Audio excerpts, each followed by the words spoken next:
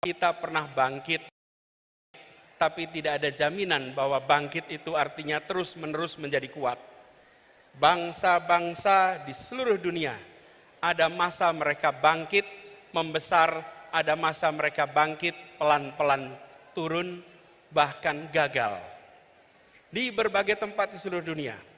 Karena itu momen ini, di saat ulang tahun PKS, bersamaan dengan momen kebangkitan nasional, mari kita tengok, bangsa ini harus bisa bangkit lebih kuat. Sambil kita lihat pelajaran dari bangsa-bangsa di seluruh dunia. Ribuan tahun sejarah sudah mencatat bangsa yang bangkit dan bangsa yang kemudian negara yang hilang. Ada sebuah buku berjudul Why Nations Fail, Mengapa Negara Gagal. Studi ini bukan studi teoritis. Studi ini adalah mengumpulkan berbagai peristiwa, mengambil hikmahnya, apa yang harus kita perhatikan supaya kita terus bisa bangkit ke depan. Dan di antara tanda-tanda mengapa gagal, mengapa kemunduran adalah dua unsur utama, institusi politik dan institusi ekonomi. Ketika institusi politik, institusi ekonomi itu bersifat ekstraktif, memeras, maka pelan-pelan negaranya akan turun. Tapi kalau institusi ekonomi, institusi politik sifatnya inklusif, memberikan kesempatan setara kepada semua, pelan-pelan negara akan bangkit menjadi kuat, menjadi makin berkembang. Apakah institusi politik dan ekonomi yang bersifat memeras, menyingkirkan, atau bersifat inklusif, memberikan kesempatan pada semua? Coba kita lihat satu-satu. Kita lihat institusi politik. Apa bedanya negara dengan institusi politik yang bersifat memeras, ekstraktif, menyingkirkan, dan yang bersifat inklusif atau melayani semua? Negara dengan institusi politik bersifat memeras, menyingkirkan, cenderung mengkonsolidasikan kekuatan, kewenangan pada satu pemimpin, pada satu grup, pada satu kelompok. Kekuasaannya tidak disebar dan dibagikan kepada semua. Negara dengan institusi politik yang memeras, menyingkirkan, memberikan kesempatan partisipasi yang terbatas, partisipasi yang terkendali. Bahkan mereka-mereka yang berbeda pikiran politiknya sering dipinggirkan dari arena. Negara dengan institusi politik yang memeras, menyingkirkan ini sering tidak mengindahkan etika, sering tidak mengindahkan aturan hukum. Bahkan peraturan bisa ditekak-tekuk, bisa diterapkan setelah tebang pilih, dan seringkali dibuat hanya untuk menguntungkan mereka yang sedang berada di dalam lingkar kekuasaan. Mudah-mudahan tanda-tanda seperti ini tidak ada di negeri kita. Ada apa tidak? Ada yang merasakan? Jangan sampai ada. Karena itu tanda-tanda bukan menuju kesuksesan. Dan sebaliknya, negara dengan institusi politik yang bersifat melayani semua, yang menjunjung tinggi pilar demokrasi, yang memberikan kewenangan kepada cabang-cabang pemerintahan agar saling mengawasi, saling menyeimbangkan. Negara yang seperti ini akan kita saksikan tanpa konflik kepentingan. Misalnya, yang seperti ini tidak ada market player yang sekaligus regulator. Kalau pedagang, pedagang saja. Jangan pedagang sekaligus pejabat, sekaligus pembuat aturan. Apalagi membuat aturan yang terkait perdagangan yang dibuatnya. Dan juga tidak kemudian serba rangkap jabatan, apalagi rangkap jabatan yang bertumpuk-tumpuk. Juga memastikan meritokrasi berjalan dalam pemerintahan, bukan memberikan keistimewaan pada keluarga. Negara dengan institusi politik yang melayani ini cenderung menjunjung tinggi tegaknya rule of law. Sehingga yang dilakukan adalah memperkuat cabang-cabang hukum agar independen, agar terbebas dari intervensi politik, agar transparan dalam setiap pengambilan keputusan. Dan kalau kita saksikan, ini yang harus kita perkuat di Republik ini. Yang terakhir, negara dengan institusi politik yang inklusif, yang melayani, akan menjunjung tinggi kesempatan warga untuk menyuarakan pandangannya, pikirannya, aspirasinya, tanpa sedikit pun ada rasa takut. Karena itu, kita menawarkan kepada seluruh rakyat Indonesia, PKS menawarkan, dari Nasdem menawarkan, Demokrat menawarkan, dan kami juga menawarkan bahwa gagasan diusung, gagasan ditunjukkan. Karenanya kita mengharapkan kontestasi ke depan kita jadikan ajang adu tawaran gagasan yang terbaik untuk bangsa. Gini, kalau tantangannya adalah adu lari pagi keliling Indonesia, saya kalah dah. Tapi kalau tantangannya adalah adu gagasan, adu karya, adu rekam jejak, maka kita insya Allah nyatakan siap kepada semuanya. Dan bersyukur sekali, perjuangan kita berkelanjutan. 5 tahun yang lalu, 6 tahun yang lalu kita berjalan bersama-sama untuk membawa perubahan di Jakarta. Dan alhamdulillah atas izin Allah, perjuangan di Jakarta telah berhasil melunasi janji-janji pada seluruh rakyat Jakarta. Karenanya kita mengharapkan kontestasi ke depan kita jadikan ajang adu tawaran gagasan yang terbaik untuk bangsa. Gini, kalau tantangannya adalah adu lari pagi keliling Indonesia, saya kalah dah. Tapi kalau tantangannya adalah adu gagasan, adu karya, adu rekam jejak, maka kita insya Allah nyatakan siap kepada semuanya.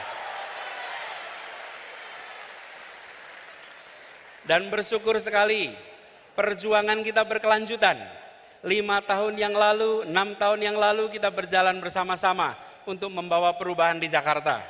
Dan alhamdulillah atas izin Allah, perjuangan di Jakarta telah berhasil melunasi janji-janji pada seluruh rakyat Jakarta. Apa yang disampaikan oleh Bapak Wakil Presiden, bahwa kita memiliki hutang, kita berhutang kepada rakyat yang memberikan amanat itu. Dan alhamdulillah perjalanan bersama dengan PKS kemarin, perjalanan persaudaraan, perjalanan saling support, dan Partai Demokrat menjadi contoh berdemokrasi. Begitu masuk kita ke fase putaran kedua, kita jalan sama-sama. Gini, kalau tantangannya adalah adu lari pagi keliling Indonesia, saya kalah dah. Tapi kalau tantangannya adalah adu gagasan, adu karya, adu rekam jejak, maka kita insya Allah nyatakan siap kepada semuanya. Dan bersyukur sekali, perjuangan kita berkelanjutan. 5 tahun yang lalu, 6 tahun yang lalu kita berjalan bersama-sama untuk membawa perubahan di Jakarta. Dan alhamdulillah atas izin Allah, perjuangan di Jakarta telah berhasil melunasi janji-janji pada seluruh rakyat Jakarta. Apa yang disampaikan oleh Bapak Wakil Presiden, bahwa kita memiliki hutang, kita berhutang kepada rakyat yang memberikan amanat itu. Dan alhamdulillah perjalanan bersama dengan PKS kemarin, perjalanan persaudaraan, perjalanan saling support, dan Partai Demokrat menjadi contoh berdemokrasi. Begitu masuk kita ke fase putaran kedua, kita jalan sama-sama sampai ujung pemerintahan di Jakarta. Merupakan heroes dan pahlawan kemanusiaan. Bakal calon Presiden Anies Baswedan disebut memiliki utang kepada Partai Keadilan Sejahtera. Pernyataan itu disampaikan Wakil Presiden ke-10 dan 12 Republik Indonesia, Yusuf Kala. Hal itu Yusuf Kala sampaikan dalam acara puncak milad ke-21 Partai Keadilan Sejahtera di Istora Senayan, Jakarta Pusat, Sabtu 20 Mei 2023. JK menerangkan bahwa ex-Mendikbud itu sebelumnya sudah diusung oleh PKS sebagai calon gubernur DKI Jakarta dan akhirnya terpilih. Anies Baswedan diketahui memenangi Pilkada DKI Jakarta pada 2017 dan menjadi gubernur ibu kota bersama wakilnya saat itu Sandiaga Uno. Kini, Anies kembali dijagokan PKS dalam pemilihan presiden 2024. Soal utang Anies kepada PKS yang harus dibayar, JK berkata itu adalah usaha dalam mensejahterakan rakyat yang belum sempat dituntaskan. Saudara Anies, adindanya, 5 tahun Anda akan bukan tempatnya nyaman untuk mengurus negeri itu. Tetapi kalau bisa diselesaikan, merupakan heroes dan pahlawan kemanusiaan, kemajuan. Berutang gampang, tapi yang susah membayar utang.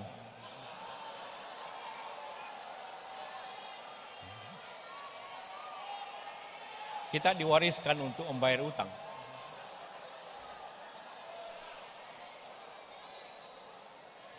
Tapi pahlawan yang sebenarnya ialah yang menyelesaikan persoalan.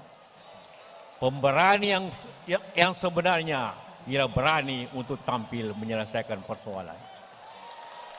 Mereka sama hebatnya, dunia mempesona dengan hasil kerja anak-anak. Anies Baswedan bakal calon presiden Koalisi Perubahan merespons manuver politik kandidat capres lain yang mulai masif akhir-akhir ini. Anies mengklaim dirinya tak cemas dengan manuver politik tersebut karena hingga kini dirinya masih sibuk menawarkan gagasan pada masyarakat Indonesia. Dirinya pun menyinggung gagasan pembangunan hingga pemerataan subsidi di seluruh lapisan masyarakat. Di samping itu, Anies pun mengklaim sibuk membahas ekonomi yang lebih inklusif. Menurutnya, ekonomi inklusif harus mampu menghadirkan kesetaraan kesempatan untuk seluruh masyarakat, tak hanya bagi investor besar saja.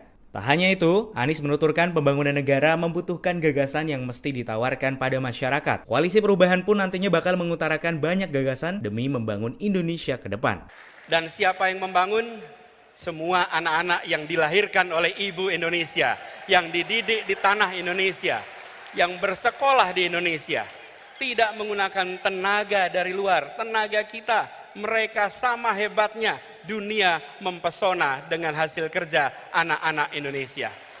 Kita teruskan pesan ini ke depan, bahwa momen kebangkitan, momen ulang tahun ini harus kita jaga sebagai momen untuk kita berdikari, untuk kita bertekad memperjuangkan perubahan yang dalam pesan dari Ketua Majelis Syuro tadi, bahwa perubahan yang kita lakukan adalah perubahan yang lengkap, di mana ada hal yang diteruskan, ada hal yang dikoreksi, ada hal yang ditambahkan, dan ada hal yang belum berhasil yang harus dihentikan. Itu adalah perubahan yang komprehensif. Karena itu kita menawarkan kepada seluruh rakyat Indonesia. Kalau coba saya bandingkan dengan pemerintahan 10 tahun yang lalu. Di zaman Presiden Belak-belakan Anies Baswedan bicara terkait perbandingan pembangunan jalan di era Presiden Susilo Bambang Yudhoyono dan Joko Widodo. Hal itu Anies sampaikan dalam pidato politiknya di acara Milad ke-21 Partai Keadilan Sejahtera di Istora Senayan, Jakarta Pusat, Sabtu 20 Mei 2023. Anies awalnya berkata bahwa pembangunan jalan tol yang terbanyak adalah di pemerintahan Jokowi. Namun Anies menyayangkan kehadiran jalan tol berbayar cuma dinikmati oleh sebagian masyarakat. Sementara itu jalan non-tol atau jalan umum yang Presiden Jokowi bangun hanya 19.000 km. Jumlah itu tertinggal jauh dari jalan non-tol yang dibangun pada era pemerintahan Presiden SBY sejak 2004 hingga 2014. Berdasarkan data itu, terkait jalan yang masuk jalan nasional atau tanggung jawab pemerintah pusat hanya 590 km yang dibangun pada era Presiden Jokowi. Sedangkan di era SBY ada 11.800 km jalan non-tol yang dibangun. Anies menyampaikan saat berbicara pembangunan infrastruktur harusnya memperhatikan semua golongan. Kalau coba saya bandingkan dengan pemerintahan 10 tahun yang lalu. Di zaman Presiden Pak SBY, jalan tak berbayar yang dibangun adalah sepanjang 144.000 atau 7,5 kali lipat.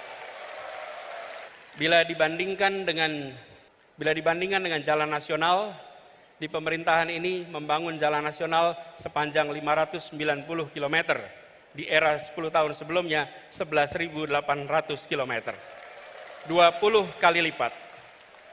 Kita belum bicara mutu, kita belum bicara standar dan lain-lain. Ini bicara panjangnya. Kedua infrastruktur ini jelas diperlukan sama-sama. Tapi yang perlu kita perhatikan di sini adalah bahwa keberpihakan ketika bicara institusi ekonomi memberikan kesetaraan kesempatan kepada semuanya. Kita perlu memikirkan ke depan institusi yang inklusif, infrastruktur yang menunjang keseharian.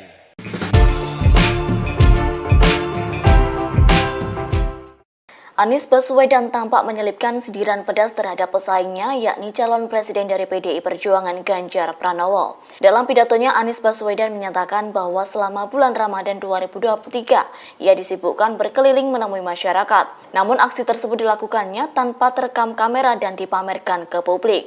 Adapun sindiran tersebut diselipkan Anies dalam acara temu kebangsaan relawan Anies Baswedan di Tenis Indoor Senayan, Jakarta Pusat pada Minggu 21 Mei.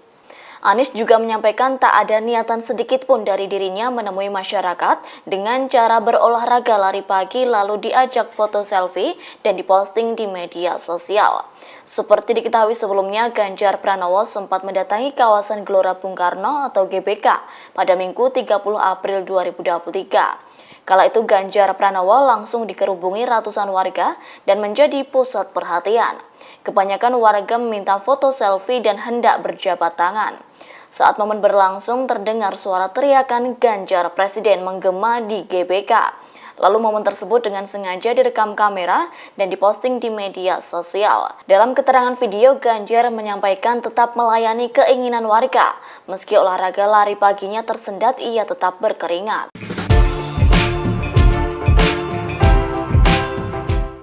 Anies Baswedan, Yusuf Kala, dan Agus Harimurti Yudhoyono alias AHY turut memberikan sambutan dalam gelaran Milad ke-21 PKS di Istora Senayan, Jakarta pada Sabtu 20 Mei. Dalam sambutannya kala itu, ketiganya kompak memberi kritikan pedas di era kepemimpinan Presiden Joko Widodo.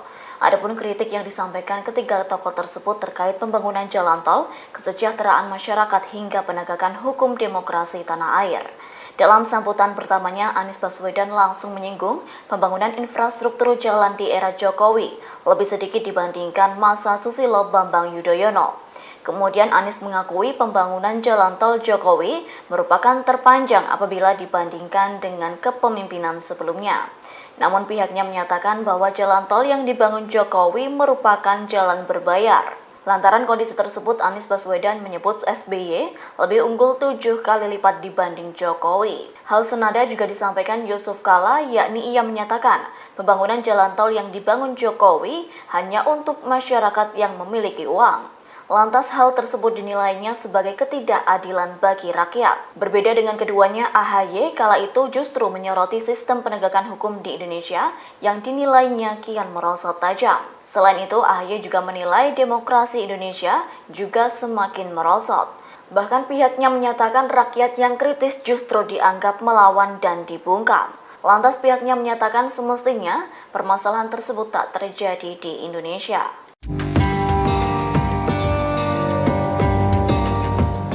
Mobil mewah Range Rover seri Velar berwarna putih milik ex-Menteri Komunikasi dan Informatika Johnny G. Plate disita Kejaksaan Agung. Adapun penyitaan tersebut merupakan imbas Johnny ditetapkan menjadi tersangka kasus korupsi Tower Base Train Saver Station atau BTS. Seperti diketahui, mobil mewah tersebut dijual di pasaran sekira 2 miliar rupiah.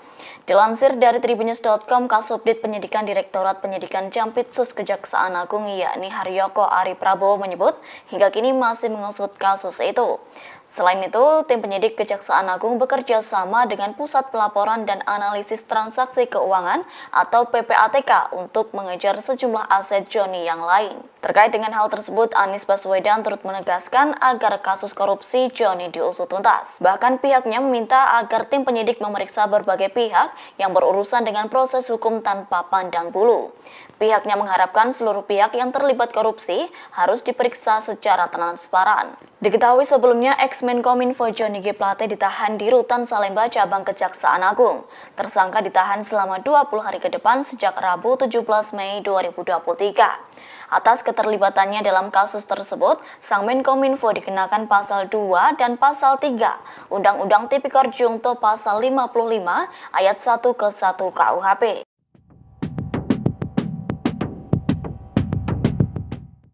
Kinerja pemerintahan Presiden Joko Widodo dan Wakil Presiden Ma'ruf Amin sempat dihujani kritikan oleh Anies Baswedan, Yusuf Kala, dan Agus Harimurti Yudhoyono. Namun di sisi lain ternyata 70,1% publik mengakui puas terhadap kinerja Jokowi Ma'ruf. Dikutip dari tribunmedan.com pada Senin 22 Mei, survei kepuasan publik itu merupakan jajak pendapat yang dilakukan Litbang Kompas pada 29 April hingga 10 Mei 2023. Sebanyak 1.200 responden dipilih secara acak menggunakan metode pencuplikan sistematis bertingkat di 30 provinsi Indonesia. Survei ini memiliki tingkat kepercayaan 95%, sedangkan margin of error lebih kurang 2,83%. Kepuasan publik terhadap kinerja pemerintahan Jokowi Ma'ruf berada di angka 70,1%. Angka tersebut naik 0,8% bila dibandingkan survei sebelumnya pada Januari tahun ini. Kepuasan publik tertinggi disumbangkan oleh sektor kesejahteraan sosial. Sebanyak 78% responden yang menyatakan puas. Persentase itu naik 0,7% dibandingkan survei sebelumnya. Sementara itu, kepuasan publik di sektor penegakan hukum naik dari 55,1% menjadi 59%. Kemudian di sektor perekonomian naik pula dari 53,5% menjadi 59,5%. Diungkapkan pemerintah dinilai responsif dalam mengatasi berbagai problem yang terjadi dalam kehidupan masyarakat. Namun ada 5 persoalan yang dinilai cenderung menurun. Di antaranya menjamin warga bebas berpendapat dari 71% ke 70,5%. Lalu mengembangkan budaya gotong royong dari 76% ke 74%. Kemudian pelayanan kesehatan masyarakat dari 80,1% ke 79,4%. Lalu kualitas pendidikan dari 76% ke 74,2%. Selanjutnya memeratakan pembangunan antar wilayah dari 65,4% ke 64,4%. Sebagaimana diketahui, Anies Baswedan, Yusuf Kala, dan Agus Harimurti Yudhoyono mengkritik infrastruktur mulai dari jalan tol dan jalan biasa yang rusak. Selain itu, merosotnya penegakan hukum hingga sulitnya lapangan pekerjaan juga dikritik.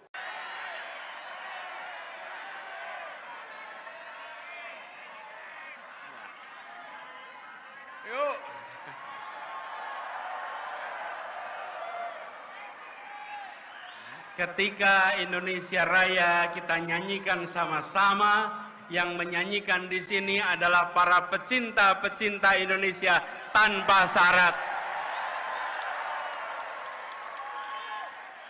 Saudara-saudara sekalian, rupiah bisa mendatangkan orang, tapi rupiah tidak bisa menyalakan semangat.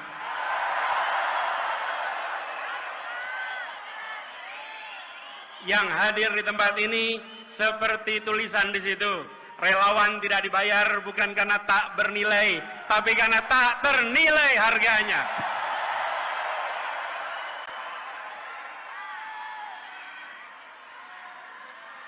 Saudara semua, teman-teman sekalian, Assalamualaikum warahmatullahi wabarakatuh.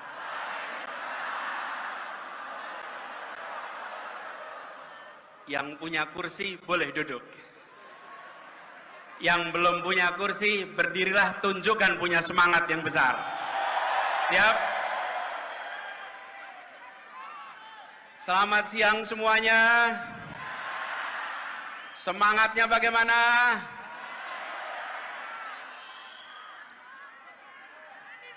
Saya kalau hadir acara dengan relawan seperti sekarang ini, begitu masuk ruangan, rasanya seperti baterai yang di-charge 110%. Ya, luar biasa. Jadi suasananya, suasana penuh kegembiraan, penuh keceriaan, karena memang kita akan menuju pemilihan yang bukan menakutkan, tapi pemilihan yang menggembirakan, yang membahagiakan. Nah, sebelum mulai, saya cek dulu nih. Yang hadir, siapa yang rombongannya paling banyak? Ayo, acungkan tangan. Ayo, paling basah siapa? Oh.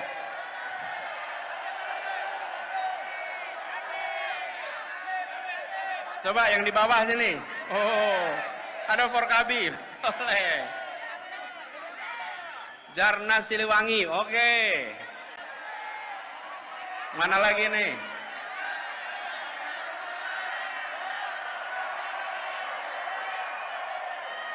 Yang paling jauh dari mana? Mana? Mana yang dari Aceh? Yang dari Kupang? Yang dari Manado? Yang dari Jawa Barat?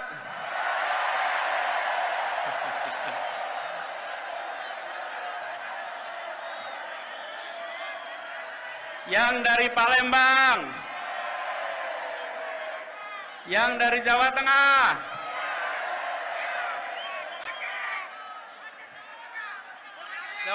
Jawa Tengah, boleh. Jawa Timur? Banten? Oke, kita lihat gimana dengan yang dari Jakarta?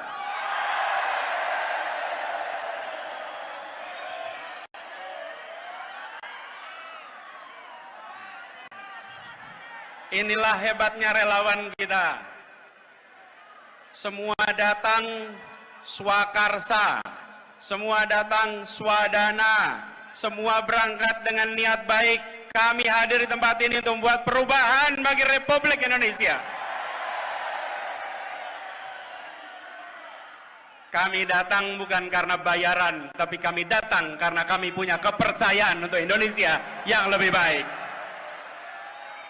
Karena itu, buat teman-teman semua, bagi para relawan semua, kalau boleh saya sampaikan, I love you. And I love you almost full.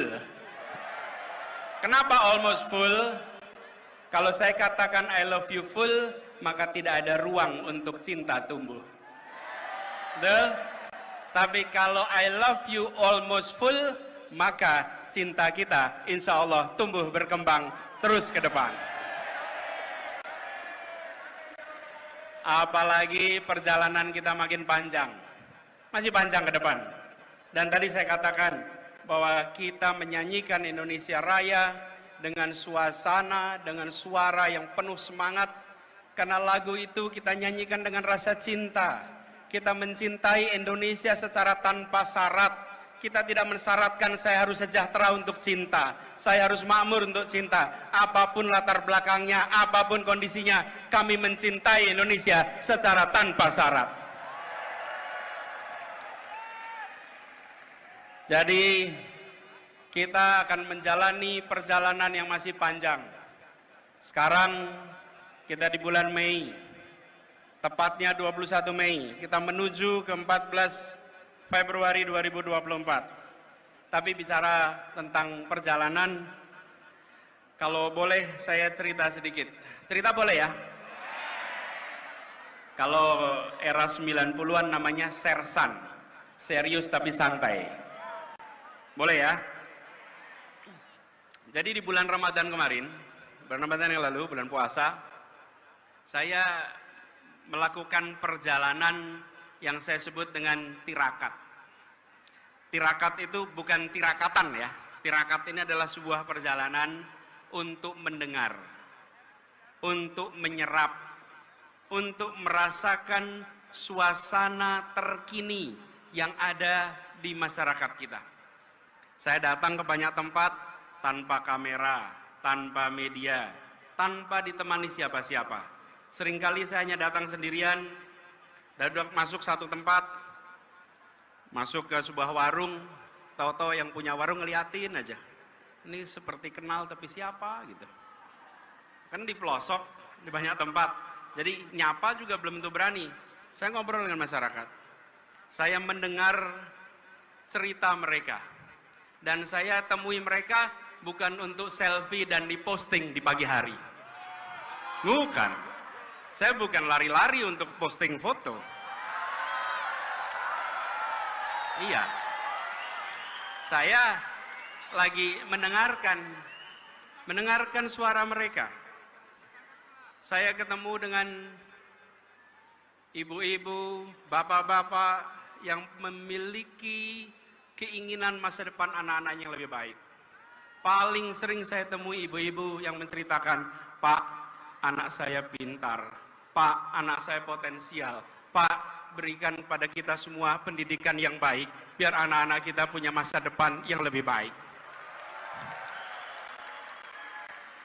Di Rembang saya ketemu dengan Ibu Fitri yang bercerita tentang bagaimana beliau mengelola TK-nya. Saya ketemu dengan Bu Yuli. Bu Yuli ini pemilik apotek Yap di Pasuruan. Saya juga sempat mampir ke Grobogan. Di situ saya bertemu dengan seorang petani. Jadi kami lagi jalan. Saya lihat para petani sedang bekerja, saya berhenti, mampir. Sendirian saja.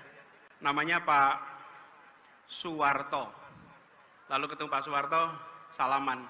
Ketika salaman, saya merasakan melihat tangannya sedang, kalau bahasa Jawa, lagi ngerabu. Ngerabu itu memberi apa? Pupuk.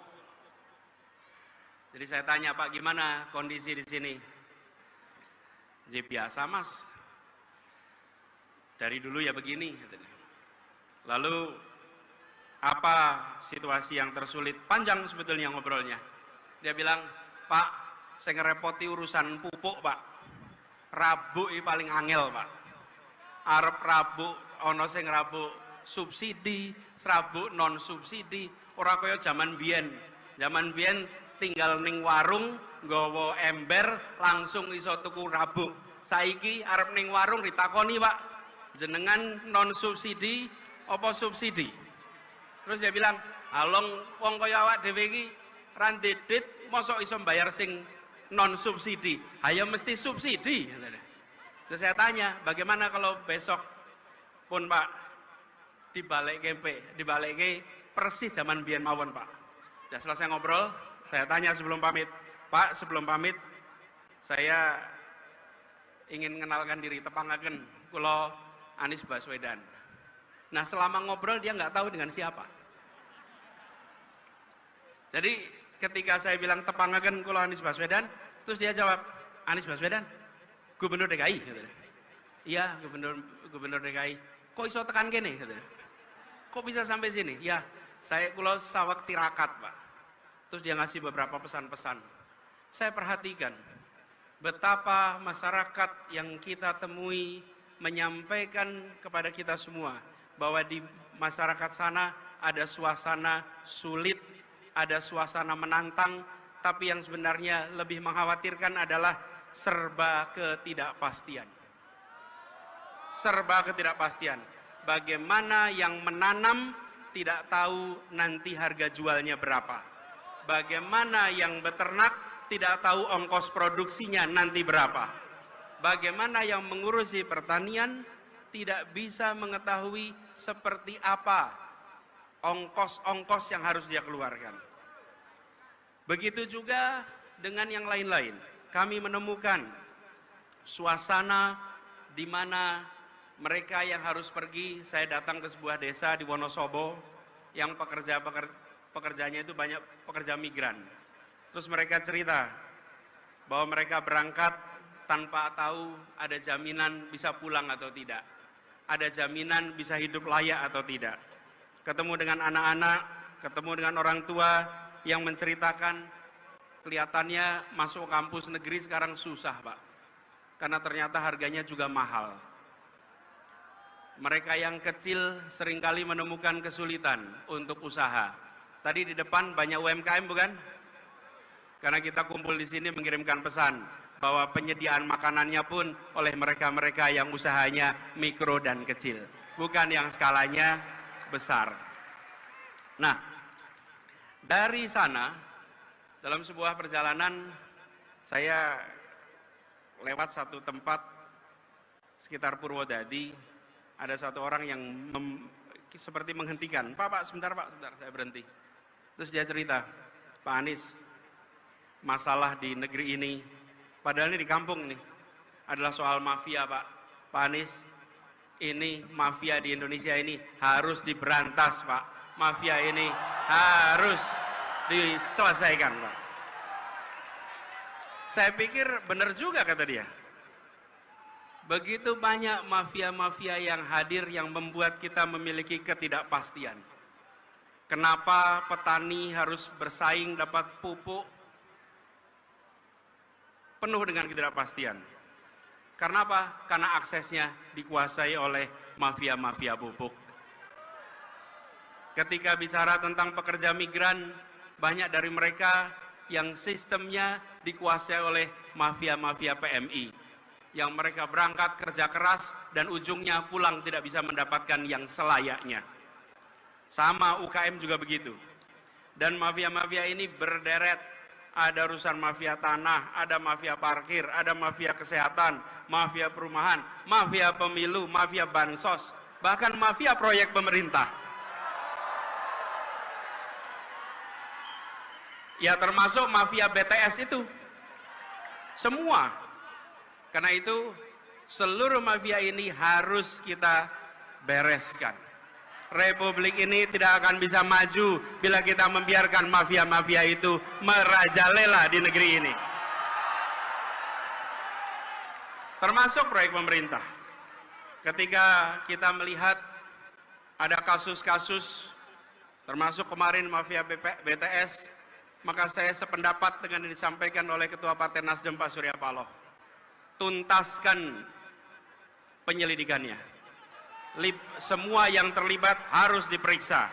Dorong transparansi. Jangan ada pihak yang dibiarkan melenggang tidak dimintai pertanggungjawabannya.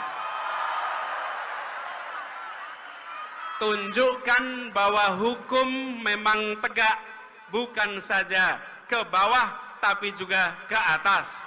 Bukan saja ke lawan tapi juga ke kawan. Hukum tegak untuk semuanya. Dan transparansi ini perlu dilakukan secara menyeluruh. Jangan sampai ada intervensi politik dalam penanganan kasus apapun. Dan kita sudah menyaksikan banyak kasus-kasus akhir-akhir ini yang jadi perhatian adalah yang viral. Kadang-kadang saya merasa khawatir. Karena begini, kita ini harusnya berani. Saya setuju ketika ada yang dikatakan bahwa kita harus mencari pemimpin yang berani. Setuju. Dan pemimpin berani bukan sekedar berani, tapi berani karena benar. Berani karena membawa kebenaran. Karena pasangannya kata berani itu benar. Kalau tidak benar, dia tak berani. Tapi kalau dia bawa kebenaran, maka siapapun dihadapi dan ridha Allah yang menjadi pegangannya.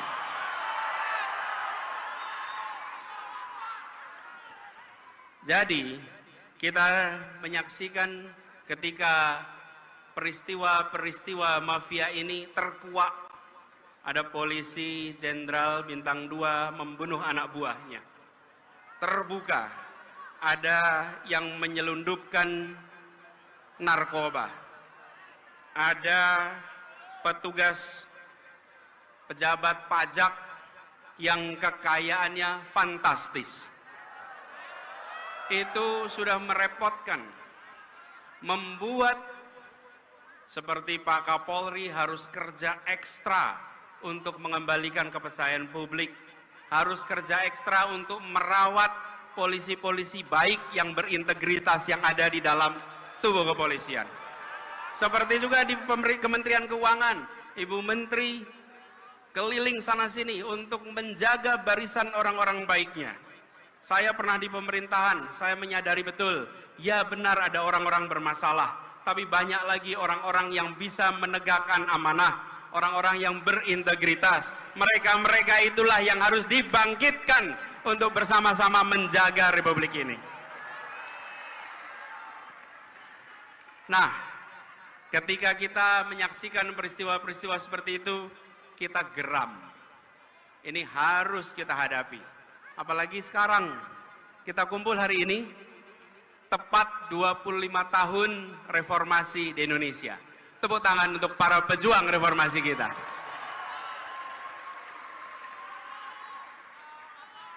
Tapi sambil kita menengok, kok bisa?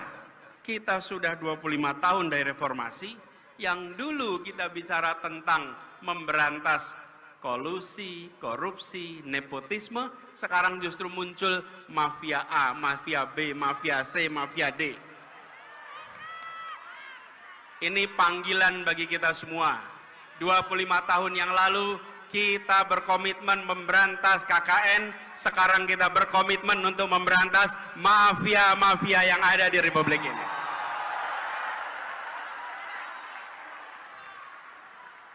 Proses terjadinya itu pelan-pelan.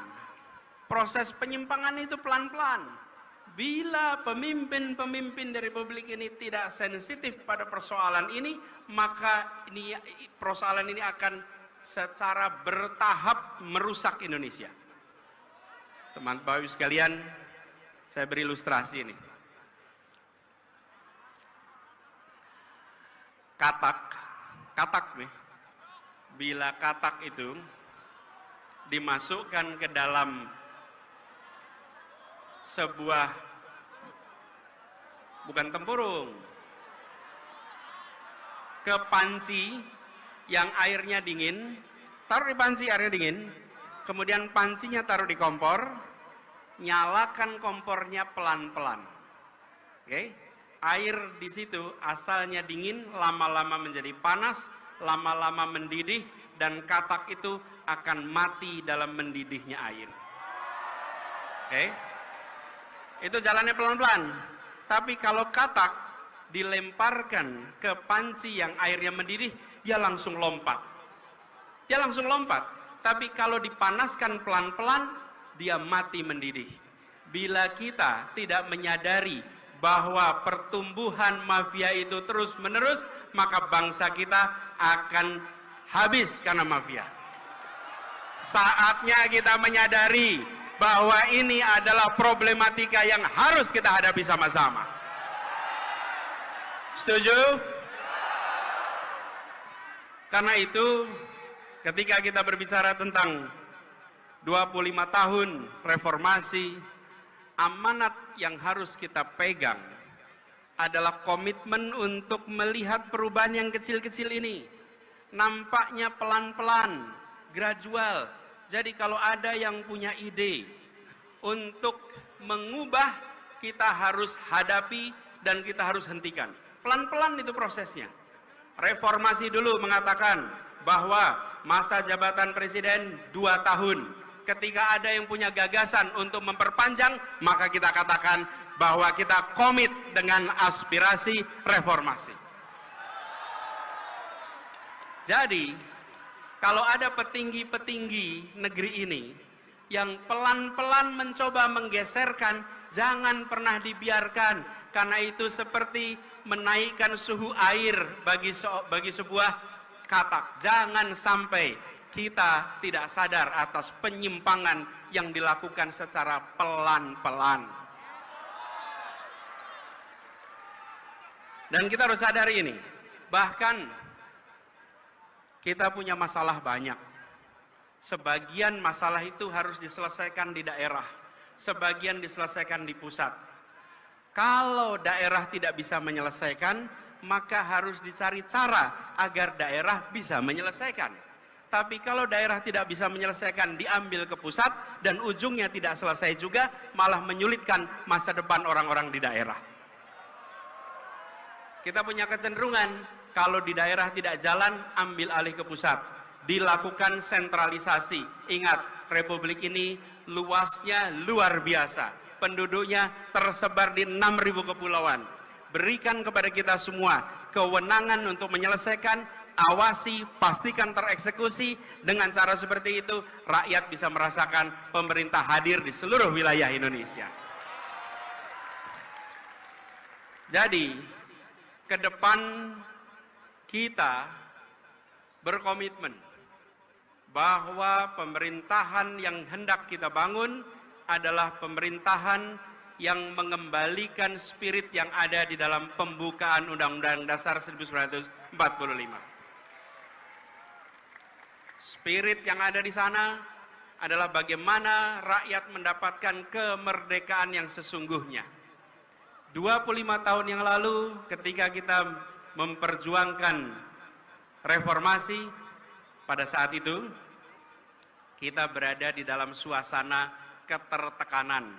Ekonominya tertekan, kebebasannya tertekan.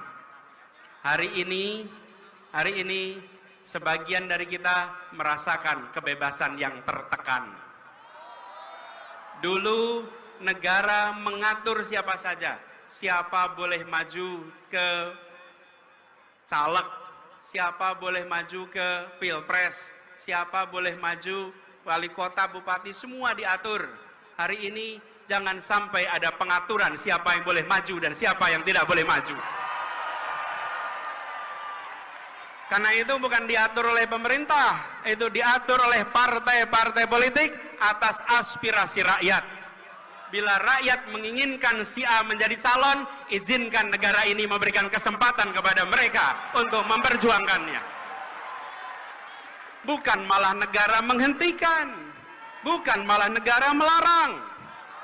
Bahwa negara menjamin kemerdekaan, dan itu yang harus sekarang kita perjuangkan. Jadi kita yang berada di sini adalah kita yang punya aspirasi, dan kita menuntut agar ada kesetaraan kesempatan bagi siapapun di Republik ini. Dan ini juga artinya kepastian kepada mereka yang berusaha. Bayangkan, bila kita tidak memberikan kesetaraan itu, mereka yang di dunia usaha pun mengalami kekhawatiran, mengalami serba ketidakpastian. Ketika sebuah pemerintahan bertugas, dia harus memberikan kesetaraan kepada semua pelaku usaha. Jangan sampai pelaku usaha yang dianggap teman diberi fasilitas, pelaku usaha yang bukan teman tidak diberikan fasilitas. Dan persoalan mafia ini yang tadi saya sampaikan, itu sering sudah masuk ke dalam proses. Saya beri contoh. Ketika kami bertugas di Jakarta, ini salah satu ketidakpastian yang harus kita bereskan. Setiap tahun kita selalu meributkan soal UMP, upah minimal provinsi. Dan di DKI Jakarta, upah yang biasanya naik rata-rata 8% karena kondisi perekonomian turun. Tapi di tahun 2021 kemarin, untuk upah tahun 2022, mendadak peraturannya diubah. Peraturan yang biasanya kalau kita terapkan memberikan kenaikan UMP yang masuk akal, kemarin UMP-nya angkanya itu amat rendah. Kalau tidak salah sekitar Rp37.000 kenaikannya. Pada waktu itu saya katakan, tidak mungkin di Jakarta naik upah nilainya 37.000. 37 itu bukan angka yang layak untuk pekerja di Jakarta.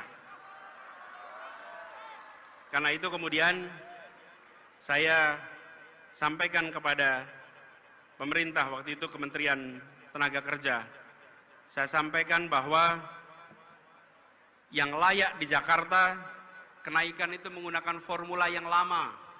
Jangan formulanya digonta-ganti.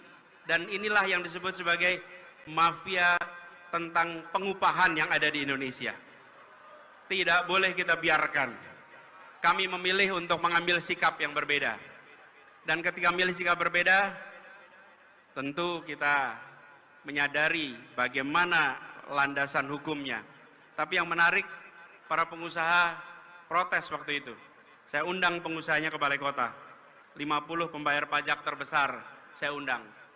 Ketika saya undang, saya sampaikan, Bapak Ibu sekalian yang sekarang sudah menjadi 50 pembayar pajak terbesar. Bapak Ibu lihat, kita semua ini sekarang berkumpul di Balai Kota. Jaraknya hanya 1 kilometer dari Gedung Pancasila, tempat konstitusi kita disusun. Tempat persiapan kemerdekaan kita disiapkan. Pada waktu itu mereka yang berkumpul adalah orang-orang yang makmur, orang-orang yang terdidik. Tapi mereka memilih mendirikan sebuah negeri yang prinsipnya menghadirkan keadilan sosial bagi seluruh rakyat Indonesia. Sekarang di sini, yang kumpul di sini, Bapak Ibu, saya ingin tanya.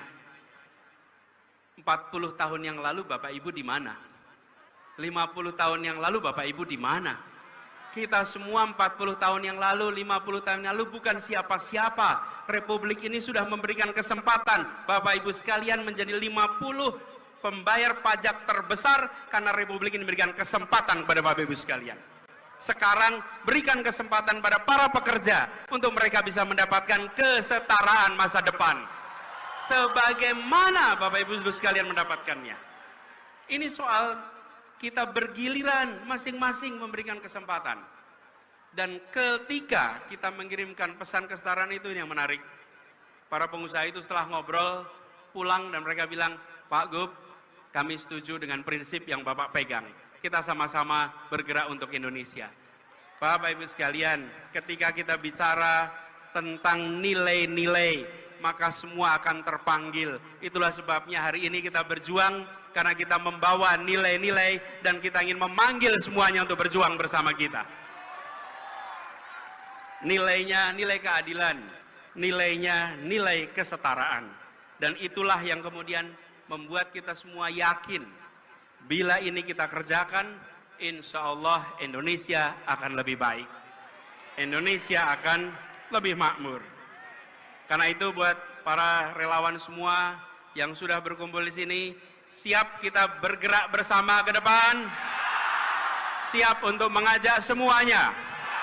Siap untuk menjangkau semua? Siap untuk menunjukkan bahwa ini negeri merdeka? Jangan, ini permintaan saya, jangan pernah takut untuk menunjukkan pilihan kita. Setuju? Bila kita menawarkan prinsip keadilan, prinsip kesetaraan, pasang besar-besar pesan itu dimanapun Anda berada. Jangan gentar pada mereka yang kegiatannya merobek poster. Jangan gentar. Jangan gentar dengan mereka yang suka merobek baliho. Jangan gentar. Bila ada baliho dirobek, bila ada poster dirobek, jangan cuma difoto, berikan laporan ke kepolisian, nanti kita tunjukkan siapa yang menghargai pendapat dan aspirasi di Republik ini. Dan kita tidak perlu memberikan spanduk-spanduk penolakan. Kita sambut kedatangan siapa saja sambil mengatakan kami siap untuk disandingkan, kami siap untuk dibandingkan. Dan kami yakin bahwa gagasan kita, karya kita, rekam jejak kita, program kita, bila disandingkan, maka kita akan bisa mengajak rakyat Indonesia untuk Indonesia yang lebih baik ke depan. Jadi, teman-teman semua, para relawan yang saya cintai, ini bukan sekedar sebuah perjuangan elektoral. Ini juga bukan sekedar pertontonan. Ini bukan panggung hiburan, di mana datang ke depan panggung untuk menghibur, bukan. Ini adalah panggung untuk menentukan arah perjalanan bangsa ke depan. Karena itu kerjakan dengan keseriusan, kerjakan dengan sepenuh hati. Dan ini adalah perjuangan yang membawa nilai, membawa prinsip. Karena itu jadilah relawan teladan. Siap? Jadi apa? Relawan apa? Relawan apa? Relawan apa? Jadilah relawan teladan. Menghormati kedatangan lawan sambil mengatakan kami membawa gagasan, kami membawa rekam jejak, siap disandingkan, siap ditandingkan, dan kami yakin biidznillah kemenangan akan diantarkan kepada kita.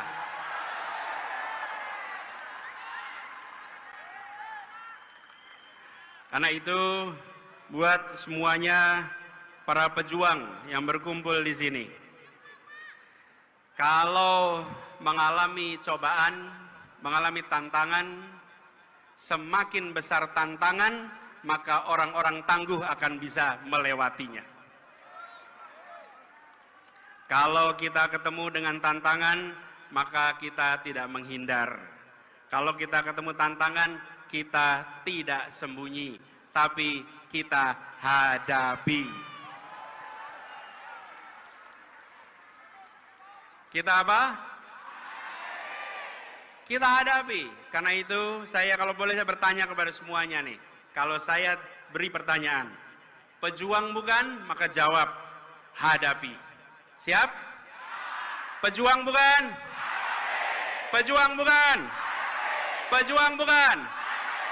Insya Allah kita hadapi, dan dengan izin Allah perjuangan ini insya Allah akan diantarkan pada kemenangannya. Terima kasih, salam perjuangan, pesan kepada seluruh keluarga, semua tentaga, jangkau semua dan katakan bahwa perubahan untuk keadilan sedang bergerak menjangkau semua, dan insya Allah dari ruangan ini dikirimkan pesan penuh semangat untuk seluruh Indonesia. Assalamualaikum warahmatullahi wabarakatuh. Waalaikumsalam warahmatullahi wabarakatuh. Tunjukkan bahwa hukum memang tegak, bukan saja ke bawah tapi juga ke atas, bukan saja ke lawan tapi juga ke kawan. Hukum tegak untuk semuanya, dan transparansi ini perlu dilakukan secara menyeluruh. Jangan sampai ada intervensi politik dalam penanganan kasus apapun. Dan kita sudah menyaksikan banyak kasus-kasus akhir-akhir ini yang jadi perhatian adalah yang viral. Kadang-kadang saya merasa khawatir. Karena begini, kita ini harusnya berani. Saya setuju ketika ada yang dikatakan bahwa kita harus mencari pemimpin yang berani. Setuju. Dan pemimpin berani bukan sekedar berani, tapi berani karena benar, berani karena membawa kebenaran. Karena pasangannya kata berani itu benar. Kalau tidak benar, dia tak berani. Tapi kalau dia bawa kebenaran, maka siapapun dihadapi dan ridha Allah yang menjadi pegangannya.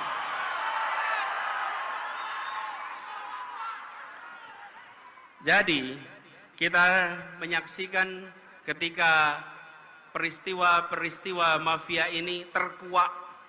Ada polisi jenderal bintang 2 membunuh anak buahnya. Terbuka, ada yang menyelundupkan narkoba. Ada petugas pejabat pajak yang kekayaannya fantastis. Itu sudah merepotkan, membuat seperti Pak Kapolri harus kerja ekstra untuk mengembalikan kepercayaan publik, harus kerja ekstra untuk merawat polisi-polisi baik yang berintegritas yang ada di dalam tubuh kepolisian. Seperti juga di Kementerian Keuangan, Ibu Menteri keliling sana sini untuk menjaga barisan orang-orang baiknya. Saya pernah di pemerintahan, saya menyadari betul, ya benar ada orang-orang bermasalah, tapi banyak lagi orang-orang yang bisa menegakkan amanah, orang-orang yang berintegritas. Mereka-mereka itulah yang harus dibangkitkan untuk bersama-sama menjaga Republik ini. Nah, ketika kita menyaksikan peristiwa-peristiwa seperti itu, kita geram. Ini harus kita hadapi. Apalagi sekarang kita kumpul hari ini tepat 25 tahun reformasi di Indonesia. Tepuk tangan untuk para pejuang reformasi kita.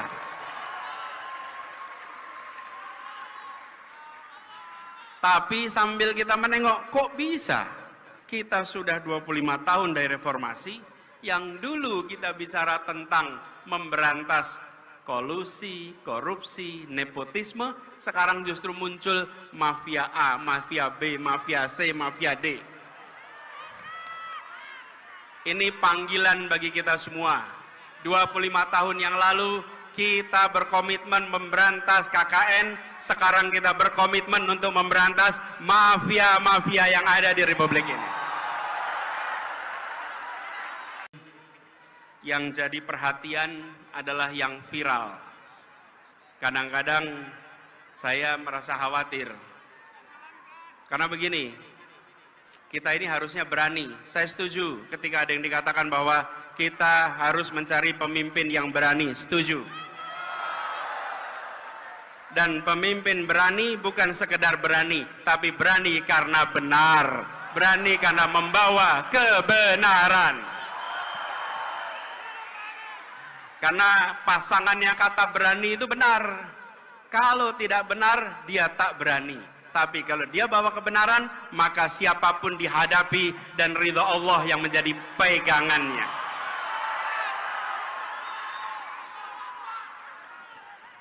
Jadi, kita menyaksikan ketika peristiwa-peristiwa mafia ini terkuak. Ada polisi jenderal bintang 2 membunuh anak buahnya. Terbuka, ada yang menyelundupkan narkoba. Ada petugas pejabat pajak yang kekayaannya fantastis.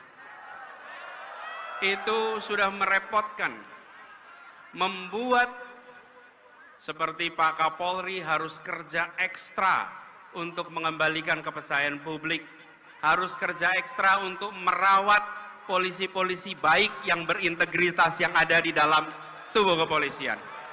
Seperti juga di Kementerian Keuangan, Ibu Menteri keliling sana sini untuk menjaga barisan orang-orang baiknya. Saya pernah di pemerintahan, saya menyadari betul, ya benar ada orang-orang bermasalah, tapi banyak lagi orang-orang yang bisa menegakkan amanah, orang-orang yang berintegritas. Mereka-mereka itulah yang harus dibangkitkan untuk bersama-sama menjaga Republik ini. Nah, ketika kita menyaksikan peristiwa-peristiwa seperti itu, kita geram. Ini harus kita hadapi. Apalagi sekarang, kita kumpul hari ini, tepat 25 tahun reformasi di Indonesia. Tepuk tangan untuk para pejuang reformasi kita.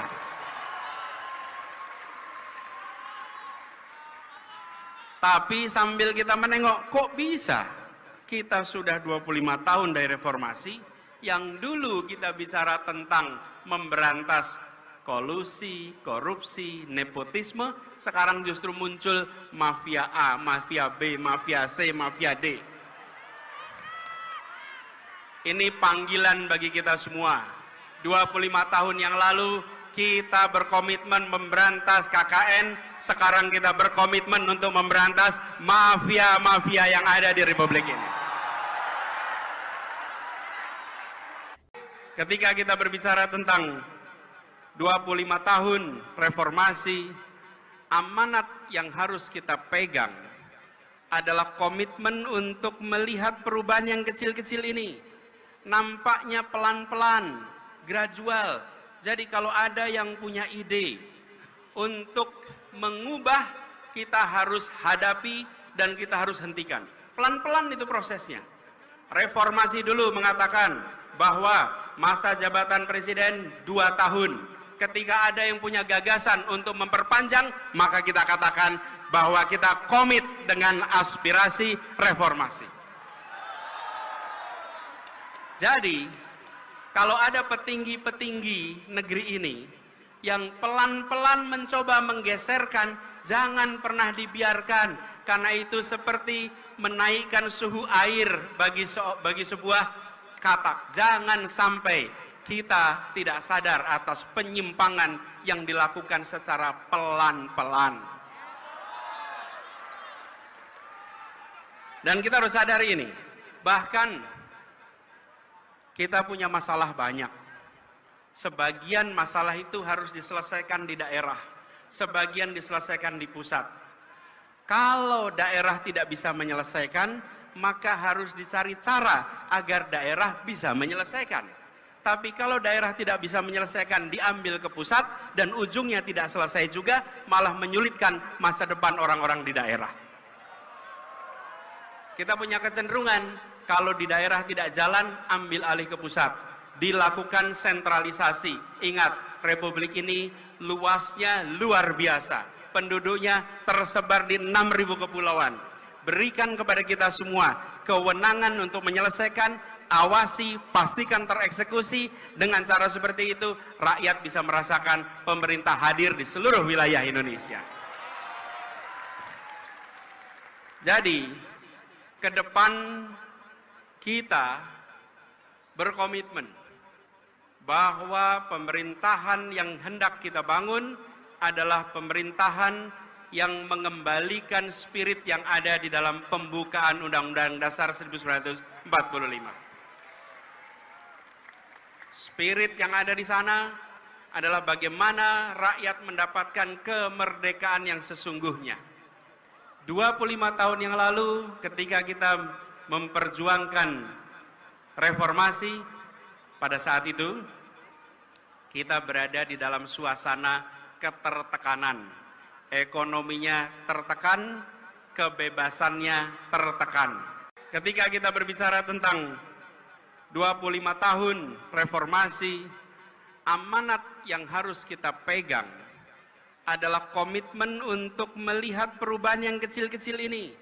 Nampaknya pelan-pelan, gradual. Jadi kalau ada yang punya ide untuk mengubah, kita harus hadapi dan kita harus hentikan.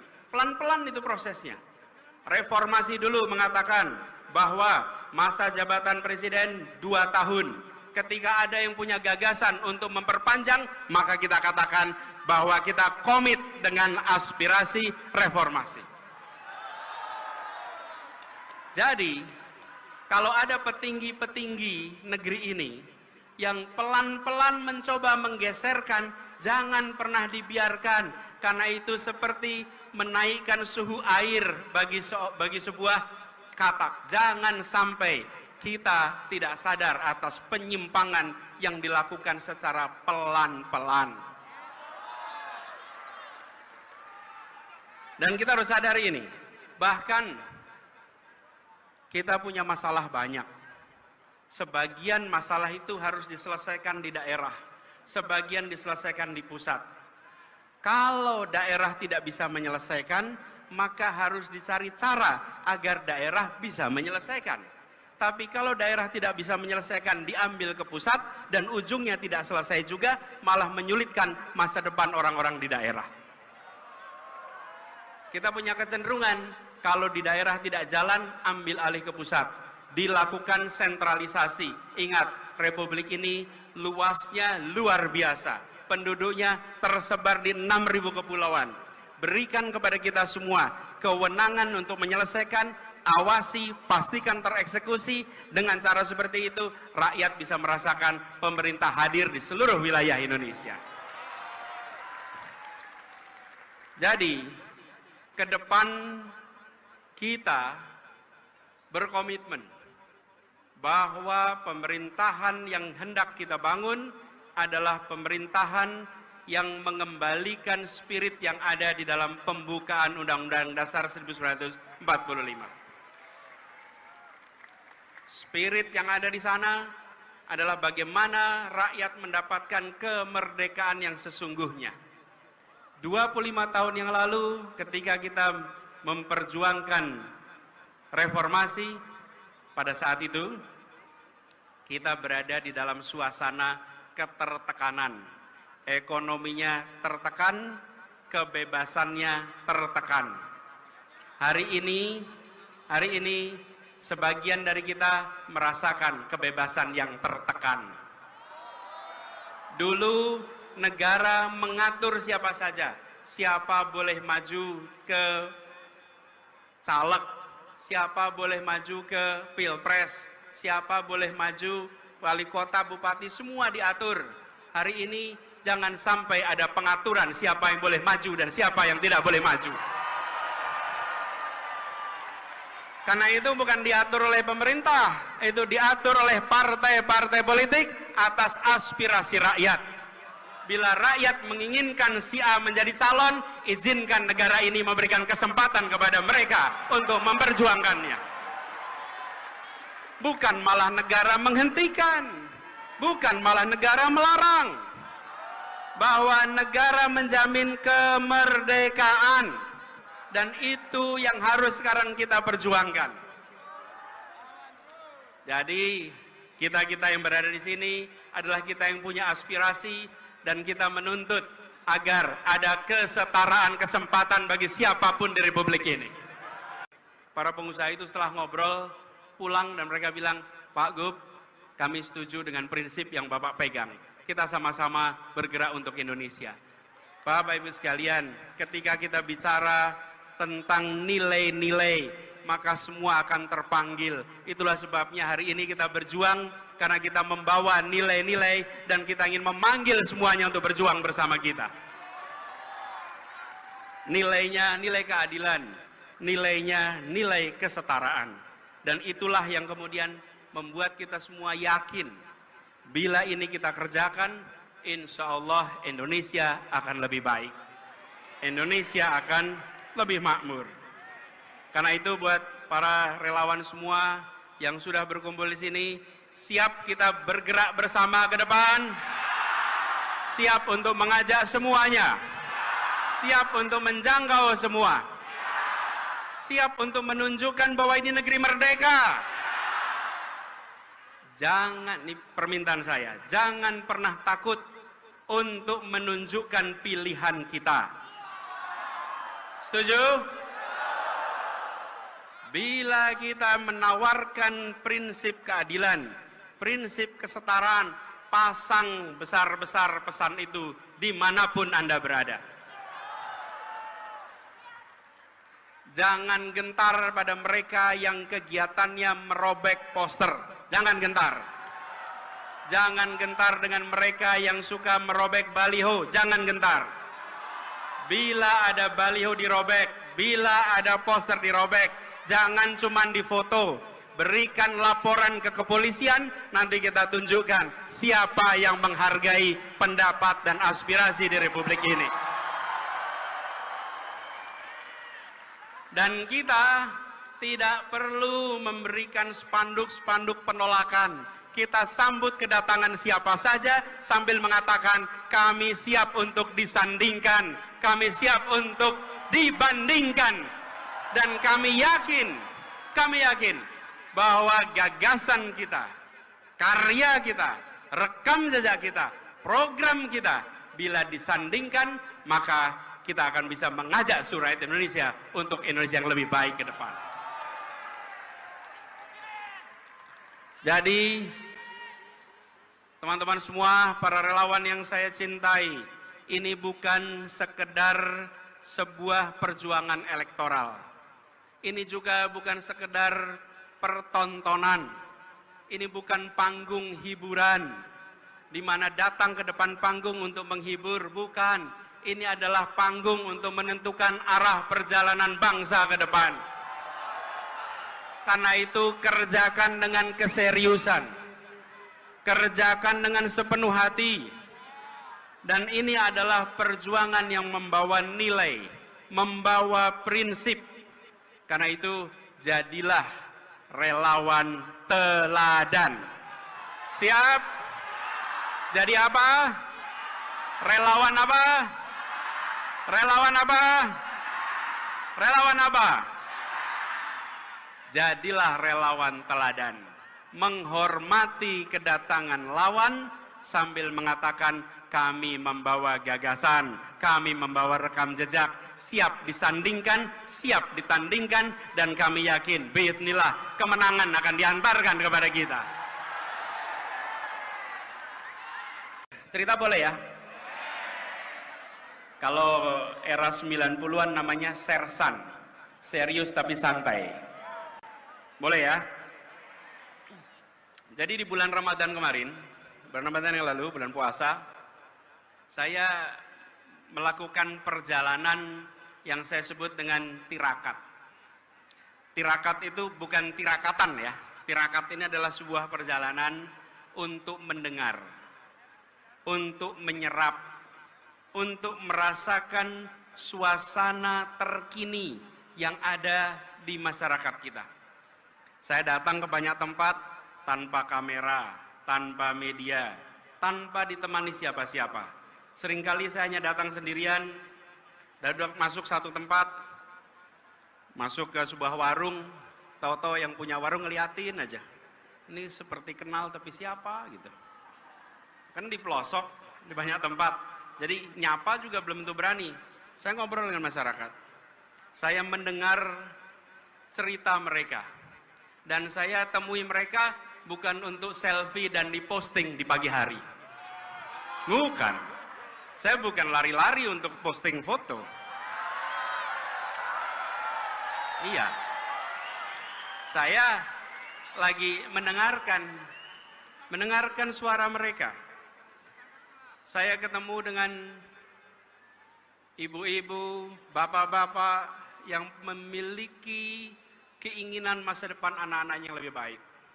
Paling sering saya temui ibu-ibu yang menceritakan, Pak, anak saya pintar, Pak, anak saya potensial, Pak, berikan pada kita semua pendidikan yang baik, biar anak-anak kita punya masa depan yang lebih baik.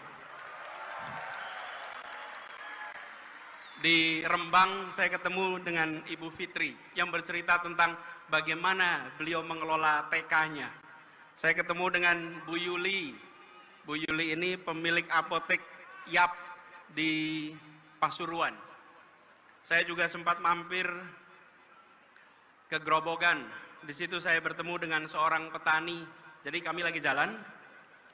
Saya lihat para petani sedang bekerja, saya berhenti, mampir. Sendirian saja. Namanya Pak Suwarto. Lalu ketemu Pak Suwarto, salaman. Ketika salaman, saya merasakan melihat tangannya sedang, kalau bahasa Jawa, lagi ngerabu. Ngerabu itu memberi apa? Pupuk. Jadi saya tanya, Pak, gimana kondisi di sini? Jadi biasa, Mas. Dari dulu ya begini. Lalu apa situasi yang tersulit? Panjang sebetulnya ngobrolnya. Dia bilang, Pak, saya ngerepoti urusan pupuk, Pak. Rabu ini paling angel, Pak. Arep rabu, ono sing rabu subsidi, rabu non subsidi. Ora kaya zaman biyen. Zaman biyen tinggal ning warung, nggawa ember, langsung iso tuku rabu. Saiki arep ning warung ditakoni, Pak, jenengan non subsidi apa subsidi? Terus dia bilang, along wong kaya awak dhewe iki ra ndedit mosok iso bayar sing non subsidi. Ayo mesti subsidi. Terus saya tanya, bagaimana kalau besok pun Pak dibalik persis zaman biyen mawon, Pak. Udah selesai ngobrol, saya tanya sebelum pamit, Pak, sebelum pamit saya ingin mengenalkan diri, tepangaken kula Anies Baswedan. Nah, selama ngobrol dia nggak tahu dengan siapa. Jadi ketika saya bilang tepangaken kula Anies Baswedan, terus dia jawab, Anies Baswedan, Gubernur DKI. Iya, Gubernur DKI. Kok iso tekan kene? Kok bisa sampai sini? Ya, saya kula saweg tirakat, Pak. Terus dia ngasih beberapa pesan-pesan. Saya perhatikan betapa masyarakat yang kita temui menyampaikan kepada kita semua bahwa di masyarakat sana ada suasana sulit, ada suasana menantang, tapi yang sebenarnya lebih mengkhawatirkan adalah serba ketidakpastian. Serba ketidakpastian. Bagaimana yang menanam tidak tahu nanti harga jualnya berapa. Bagaimana yang beternak tidak tahu ongkos produksinya nanti berapa. Bagaimana yang mengurusi pertanian tidak bisa mengetahui seperti apa ongkos-ongkos yang harus dia keluarkan. Begitu juga dengan yang lain-lain. Kami menemukan suasana di mana mereka yang harus pergi, saya datang ke sebuah desa di Wonosobo yang pekerjanya itu banyak pekerja migran. Terus mereka cerita bahwa mereka berangkat tanpa tahu ada jaminan bisa pulang atau tidak. Ada jaminan bisa hidup layak atau tidak. Ketemu dengan anak-anak, ketemu dengan orang tua yang menceritakan kelihatannya masuk kampus negeri sekarang susah, Pak. Karena ternyata harganya juga mahal. Mereka yang kecil seringkali menemukan kesulitan untuk usaha. Tadi di depan banyak UMKM bukan? Karena kita kumpul di sini mengirimkan pesan. bahwa penyediaan makanannya pun oleh mereka-mereka yang usahanya mikro dan kecil, bukan yang skalanya besar. Nah, dari sana, dalam sebuah perjalanan, saya lewat satu tempat sekitar Purwodadi, ada satu orang yang seperti menghentikan, Pak, sebentar, saya berhenti. Terus dia cerita, Pak Anies, masalah di negeri ini, padahal ini di kampung nih, adalah soal mafia, Pak Anies, ini mafia di Indonesia ini harus diberantas, Pak. Mafia ini harus diselesaikan, Pak. Saya pikir benar juga kata dia. Begitu banyak mafia-mafia yang hadir yang membuat kita memiliki ketidakpastian. Kenapa petani harus bersaing dapat pupuk penuh dengan ketidakpastian? Karena apa? Karena aksesnya dikuasai oleh mafia-mafia pupuk. Ketika bicara tentang pekerja migran, banyak dari mereka yang sistemnya dikuasai oleh mafia-mafia PMI. Yang mereka berangkat kerja keras dan ujungnya pulang tidak bisa mendapatkan yang selayaknya. Sama UKM juga begitu. Dan mafia-mafia ini berderet. Ada urusan mafia tanah, ada mafia parkir, ada mafia kesehatan, mafia perumahan, mafia pemilu, mafia bansos, bahkan mafia proyek pemerintah. Ya termasuk mafia BTS itu. Semua. Karena itu seluruh mafia ini harus kita bereskan. Republik ini tidak akan bisa maju bila kita membiarkan mafia-mafia itu merajalela di negeri ini. Termasuk proyek pemerintah. Ketika kita melihat ada kasus-kasus, termasuk kemarin mafia BTS, maka saya sependapat dengan yang disampaikan oleh Ketua Partai Nasdem Pak Surya Paloh. Tuntaskan penyelidikannya. Semua yang terlibat harus diperiksa. Dorong transparansi. Jangan ada pihak yang dibiarkan melenggang tidak dimintai pertanggungjawabannya. Kita pernah bangkit, tapi tidak ada jaminan bahwa bangkit itu artinya terus-menerus menjadi kuat. Bangsa-bangsa di seluruh dunia ada masa mereka bangkit, membesar, ada masa mereka bangkit, pelan-pelan turun, bahkan gagal. Di berbagai tempat di seluruh dunia. Karena itu momen ini, di saat ulang tahun PKS, bersamaan dengan momen kebangkitan nasional, mari kita tengok, bangsa ini harus bisa bangkit lebih kuat. Sambil kita lihat pelajaran dari bangsa-bangsa di seluruh dunia. Ribuan tahun sejarah sudah mencatat bangsa yang bangkit dan bangsa yang kemudian negaranya hilang. Ada sebuah buku berjudul Why Nations Fail, Mengapa Negara Gagal. Studi ini bukan studi teoritis, studi ini adalah mengumpulkan berbagai peristiwa, mengambil hikmahnya, apa yang harus kita perhatikan supaya kita terus bisa bangkit ke depan. Dan di antara tanda-tanda mengapa gagal, mengapa kemunduran adalah dua unsur utama. Institusi politik dan institusi ekonomi. Ketika institusi politik, institusi ekonomi itu bersifat ekstraktif, memeras, maka pelan-pelan negaranya akan turun. Tapi kalau institusi ekonomi, institusi politik sifatnya inklusif, memberikan kesempatan setara kepada semua, pelan-pelan negara akan bangkit menjadi kuat, menjadi makin berkembang. Apakah institusi politik dan ekonomi yang bersifat memeras menyingkirkan atau bersifat inklusif memberikan kesempatan pada semua? Coba kita lihat satu-satu. Kita lihat institusi politik. Apa bedanya negara dengan institusi politik yang bersifat memeras, ekstraktif, menyingkirkan, dan yang bersifat inklusif atau melayani semua? Negara dengan institusi politik bersifat memeras, menyingkirkan, cenderung mengkonsolidasikan kekuatan, kewenangan pada satu pemimpin, pada satu grup, pada satu kelompok. kekuasaannya tidak disebar dan dibagikan kepada semua. Negara dengan institusi politik yang memeras, menyingkirkan, memberikan kesempatan partisipasi yang terbatas, partisipasi yang terkendali. Bahkan mereka-mereka yang berbeda pikiran politiknya sering dipinggirkan dari arena. Negara dengan institusi politik yang memeras, menyingkirkan ini sering tidak mengindahkan etika, sering tidak mengindahkan aturan hukum. Bahkan peraturan bisa ditekak-tekuk, bisa diterapkan setelah tebang pilih, dan seringkali dibuat hanya untuk menguntungkan mereka yang sedang berada di dalam lingkar kekuasaan. Mudah-mudahan tanda-tanda seperti ini tidak ada di negeri kita. Ada apa tidak? Ada yang merasakan? Jangan sampai ada. Karena itu tanda-tanda bukan menuju kesuksesan.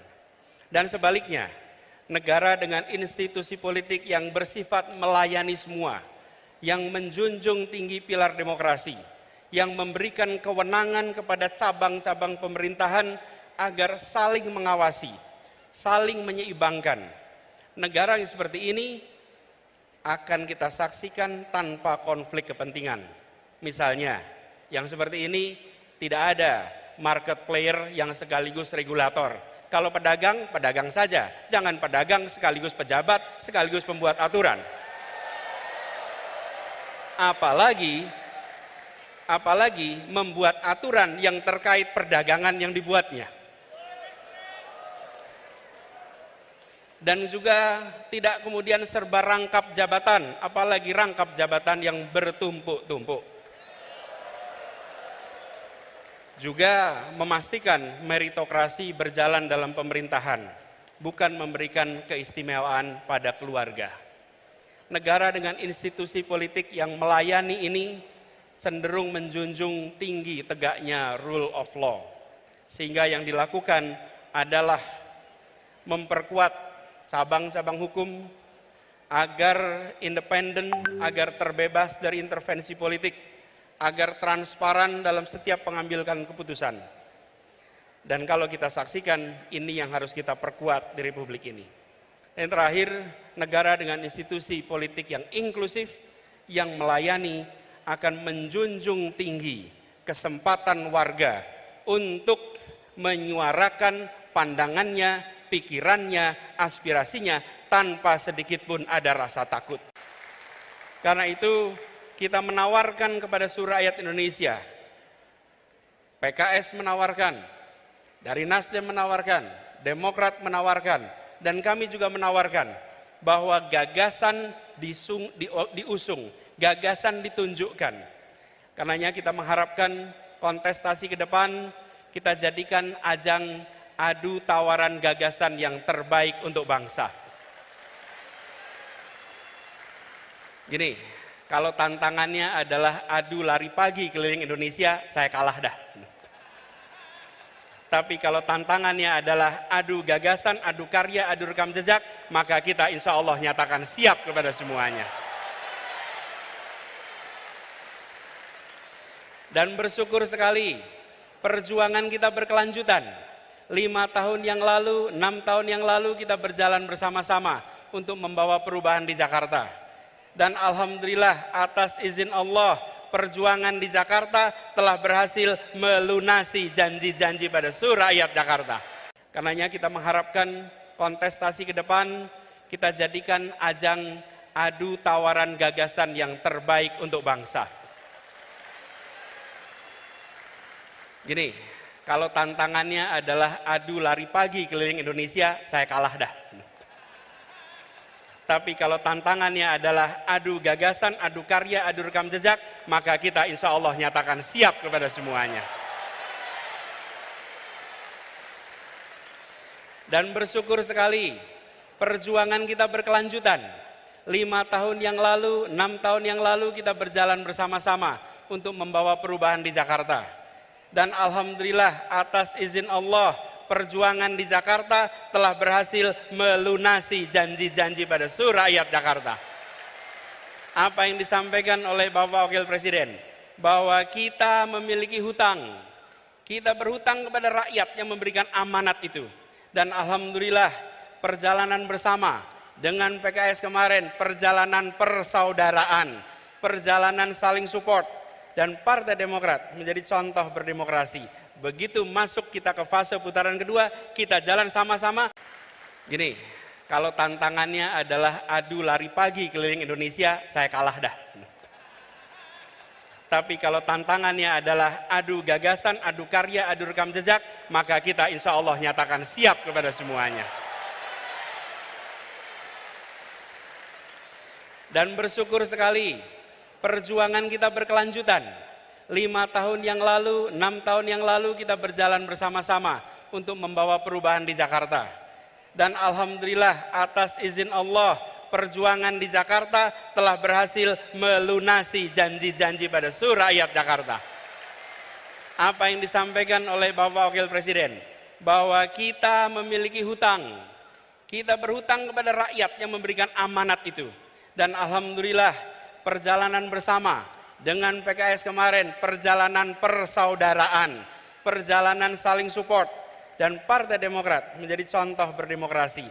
Begitu masuk kita ke fase putaran kedua, kita jalan sama-sama sampai ujung pemerintahan di Jakarta. Merupakan heroes dan pahlawan kemanusiaan. Bakal calon Presiden Anies Baswedan disebut memiliki utang kepada Partai Keadilan Sejahtera. Pernyataan itu disampaikan Wakil Presiden ke-10 dan 12 Republik Indonesia, Yusuf Kala. Hal itu Yusuf Kala sampaikan dalam acara puncak Milad ke-21 Partai Keadilan Sejahtera di Istora Senayan, Jakarta Pusat, Sabtu, 20 Mei 2023. JK menerangkan bahwa ex-Mendikbud itu sebelumnya sudah diusung oleh PKS sebagai calon gubernur DKI Jakarta dan akhirnya terpilih. Anies Baswedan diketahui memenangi Pilkada DKI Jakarta pada 2017 dan menjadi gubernur ibu kota bersama wakilnya saat itu Sandiaga Uno. Kini, Anies kembali dijagokan PKS dalam pemilihan presiden 2024. Soal utang Anies kepada PKS yang harus dibayar, JK berkata itu adalah usaha dalam mensejahterakan rakyat yang belum sempat dituntaskan. Saudara Anies, adindanya, 5 tahun Anda akan bukan tempat yang nyaman untuk mengurus negeri itu. Tetapi kalau bisa diselesaikan, merupakan heroes dan pahlawan kemanusiaan, kemajuan. Berutang gampang, tapi yang susah membayar utang.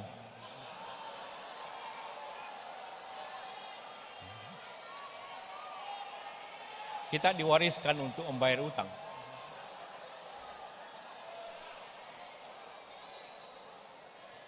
Tapi pahlawan yang sebenarnya ialah yang menyelesaikan persoalan.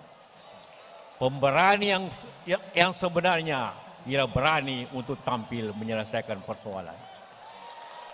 Mereka sama hebatnya, dunia mempesona dengan hasil kerja anak-anak. Anies Baswedan bakal calon presiden Koalisi Perubahan merespons manuver politik kandidat capres lain yang mulai masif akhir-akhir ini. Anies mengklaim dirinya tak cemas dengan manuver politik tersebut karena hingga kini dirinya masih sibuk menawarkan gagasan pada masyarakat Indonesia. Dirinya pun menyinggung gagasan pembangunan hingga pemerataan subsidi di seluruh lapisan masyarakat. Di samping itu, Anies pun mengklaim sibuk membahas ekonomi yang lebih inklusif. Menurutnya, ekonomi inklusif harus mampu menghadirkan kesetaraan kesempatan untuk seluruh masyarakat, tak hanya bagi investor besar saja.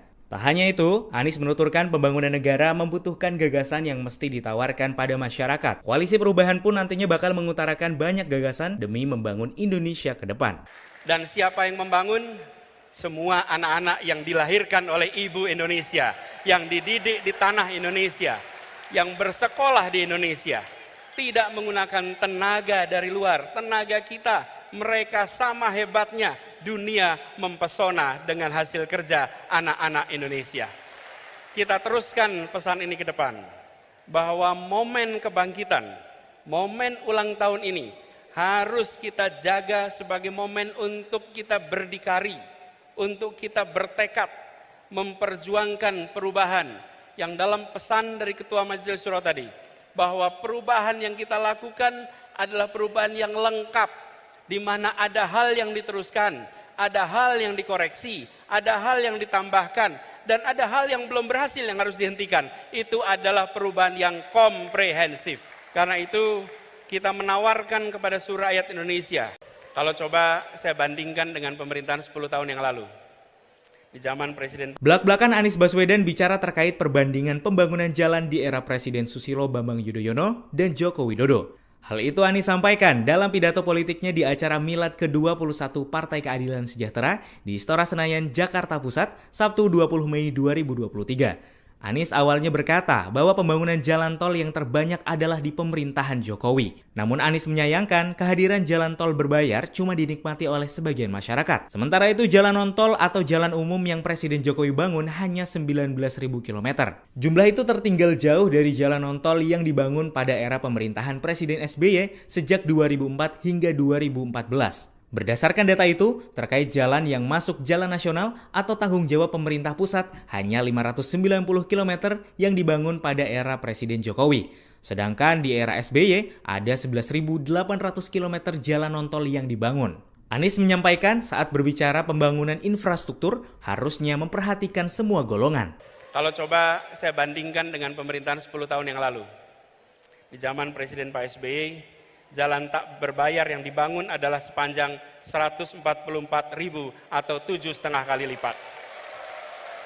Bila dibandingkan dengan jalan nasional, di pemerintahan ini membangun jalan nasional sepanjang 590 km. Di era 10 tahun sebelumnya 11.800 km. 20 kali lipat. Kita belum bicara mutu, kita belum bicara standar dan lain-lain, ini bicara panjangnya.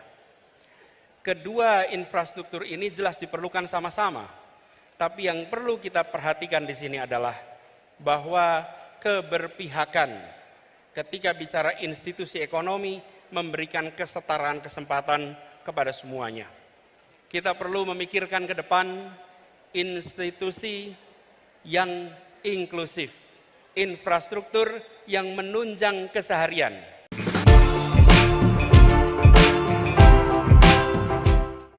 Anies Baswedan tampak menyelipkan sindiran pedas terhadap pesaingnya, yakni calon presiden dari PDI Perjuangan Ganjar Pranowo. Dalam pidatonya, Anies Baswedan menyatakan bahwa selama bulan Ramadan 2023, ia disibukkan berkeliling menemui masyarakat. Namun aksi tersebut dilakukannya tanpa terekam kamera dan dipamerkan ke publik.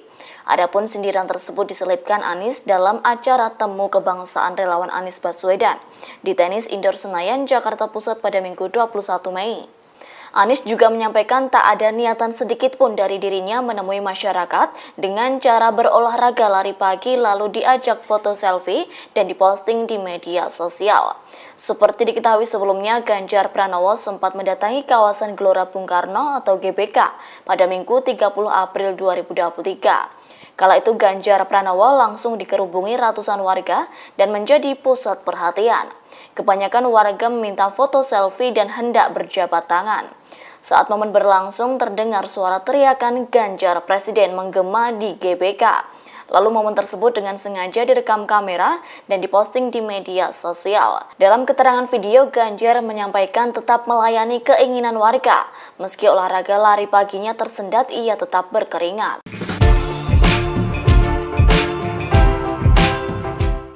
Anies Baswedan, Yusuf Kala, dan Agus Harimurti Yudhoyono alias AHY turut memberikan sambutan dalam gelaran Milad ke-21 PKS di Istora Senayan, Jakarta pada Sabtu 20 Mei. Dalam sambutannya kala itu, ketiganya kompak memberi kritikan pedas di era kepemimpinan Presiden Joko Widodo. Adapun kritik yang disampaikan ketiga tokoh tersebut terkait pembangunan jalan tol, kesejahteraan masyarakat hingga penegakan hukum demokrasi tanah air. Dalam sambutan pertamanya, Anies Baswedan langsung menyinggung pembangunan infrastruktur jalan di era Jokowi lebih sedikit dibandingkan masa Susilo Bambang Yudhoyono. Kemudian Anies mengakui pembangunan jalan tol Jokowi merupakan terpanjang apabila dibandingkan dengan kepemimpinan sebelumnya. Namun pihaknya menyatakan bahwa jalan tol yang dibangun Jokowi merupakan jalan berbayar. Lantaran kondisi tersebut, Anies Baswedan menyebut SBY lebih unggul 7 kali lipat dibanding Jokowi. Hal senada juga disampaikan Yusuf Kala, yakni ia menyatakan pembangunan jalan tol yang dibangun Jokowi hanya untuk masyarakat yang memiliki uang. Lantas hal tersebut dinilainya sebagai ketidakadilan bagi rakyat. Berbeda dengan keduanya, AHY kala itu justru menyoroti sistem penegakan hukum di Indonesia yang dinilainya kian merosot tajam. Selain itu, AHY juga menilai demokrasi Indonesia juga semakin merosot. Bahkan pihaknya menyatakan rakyat yang kritis justru dianggap melawan dan dibungkam. Lantas pihaknya menyatakan semestinya permasalahan tersebut tak terjadi di Indonesia.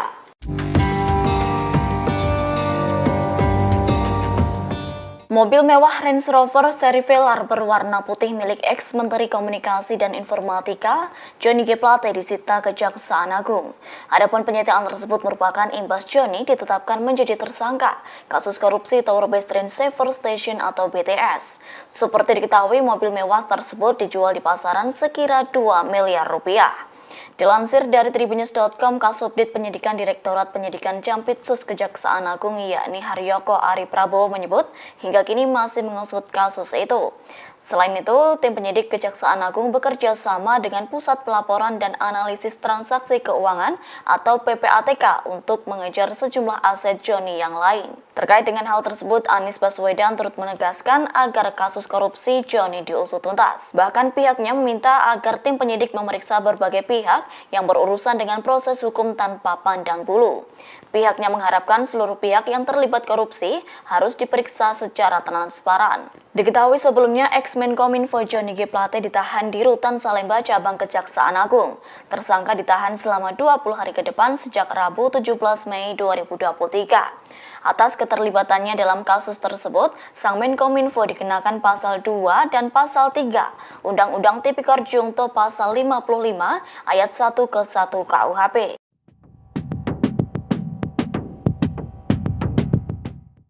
Kinerja pemerintahan Presiden Joko Widodo dan Wakil Presiden Ma'ruf Amin sempat dihujani kritikan oleh Anies Baswedan, Yusuf Kala, dan Agus Harimurti Yudhoyono.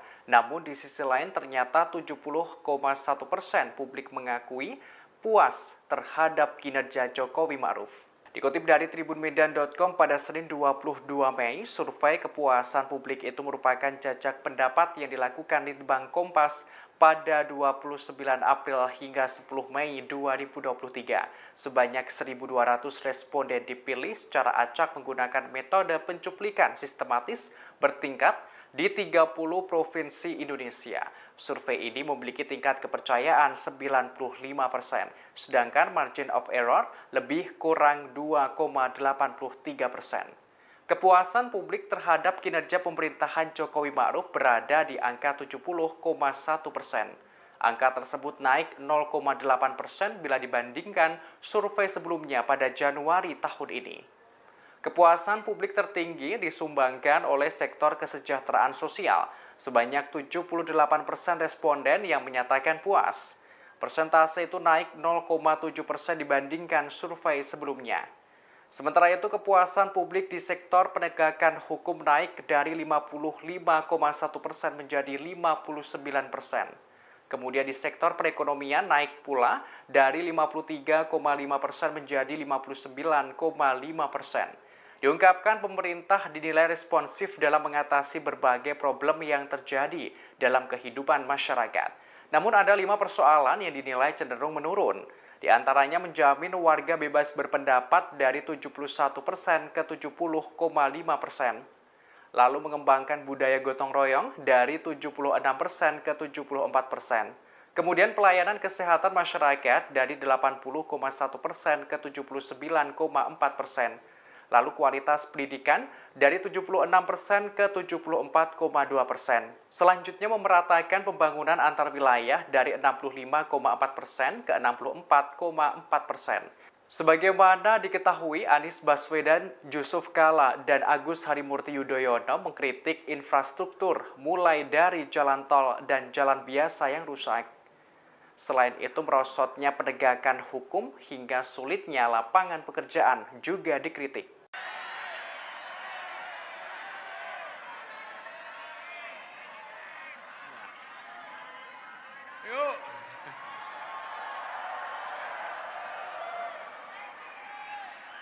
Ketika Indonesia Raya kita nyanyikan sama-sama, Yang menyanyikan di sini adalah para pecinta-pecinta Indonesia tanpa syarat.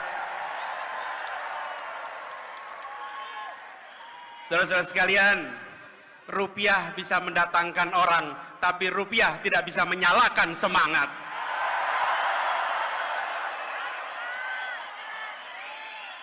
Yang hadir di tempat ini seperti tulisan di situ, relawan tidak dibayar bukan karena tak bernilai, tapi karena tak ternilai harganya.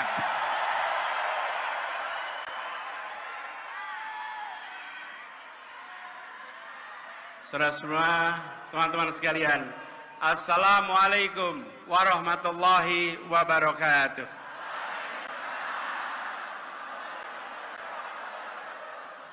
Yang punya kursi boleh duduk. Yang belum punya kursi, berdirilah, tunjukkan punya semangat yang besar. Siap? Selamat siang semuanya. Semangatnya bagaimana?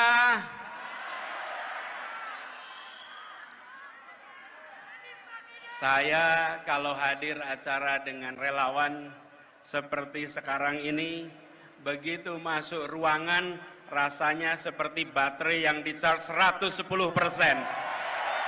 Ya, luar biasa. Jadi suasananya suasana penuh kegembiraan, penuh keceriaan, karena memang kita akan menuju pemilihan yang bukan menakutkan, tapi pemilihan yang menggembirakan, yang membahagiakan. Nah, sebelum mulai saya cek dulu nih yang hadir. Siapa yang rombongannya paling banyak? Ayo, acungkan tangan. Ayo, paling basah siapa? Oh.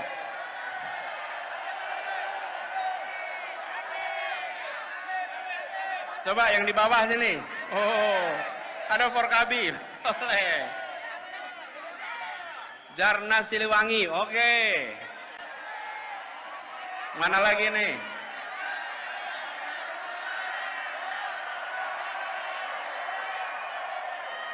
Yang paling jauh dari mana?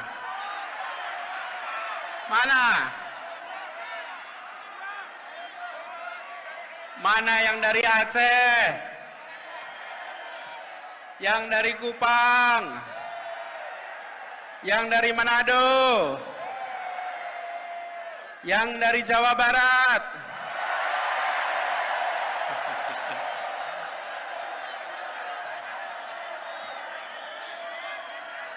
Yang dari Palembang? Yang dari Jawa Tengah?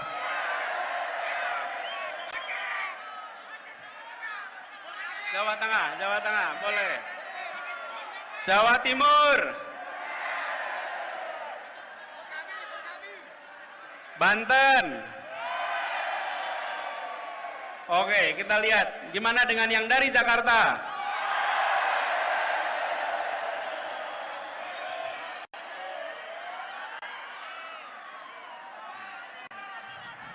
Inilah hebatnya relawan kita. Semua datang swakarsa, semua datang swadana, semua berangkat dengan niat baik. Kami hadir di tempat ini untuk membuat perubahan bagi Republik Indonesia. Kami datang bukan karena bayaran, tapi kami datang karena kami punya kepercayaan untuk Indonesia yang lebih baik.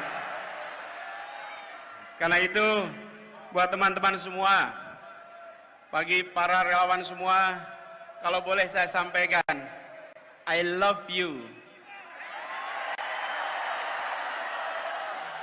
And I love you almost full. Kenapa almost full? Kalau saya katakan I love you full, maka tidak ada ruang untuk cinta tumbuh. Betul? Tapi kalau I love you almost full, maka cinta kita insya Allah tumbuh berkembang terus ke depan. Apalagi perjalanan kita makin panjang, masih panjang ke depan. Dan tadi saya katakan bahwa kita menyanyikan Indonesia Raya dengan suasana, dengan suara yang penuh semangat. Karena lagu itu kita nyanyikan dengan rasa cinta. Kita mencintai Indonesia secara tanpa syarat. Kita tidak mensyaratkan saya harus sejahtera untuk cinta, saya harus makmur untuk cinta. Apapun latar belakangnya, apapun kondisinya, kami mencintai Indonesia secara tanpa syarat. Jadi kita akan menjalani perjalanan yang masih panjang. Sekarang kita di bulan Mei, tepatnya 21 Mei, kita menuju ke 14 Februari 2024. Tapi bicara tentang perjalanan, kalau boleh saya cerita sedikit. Cerita boleh ya?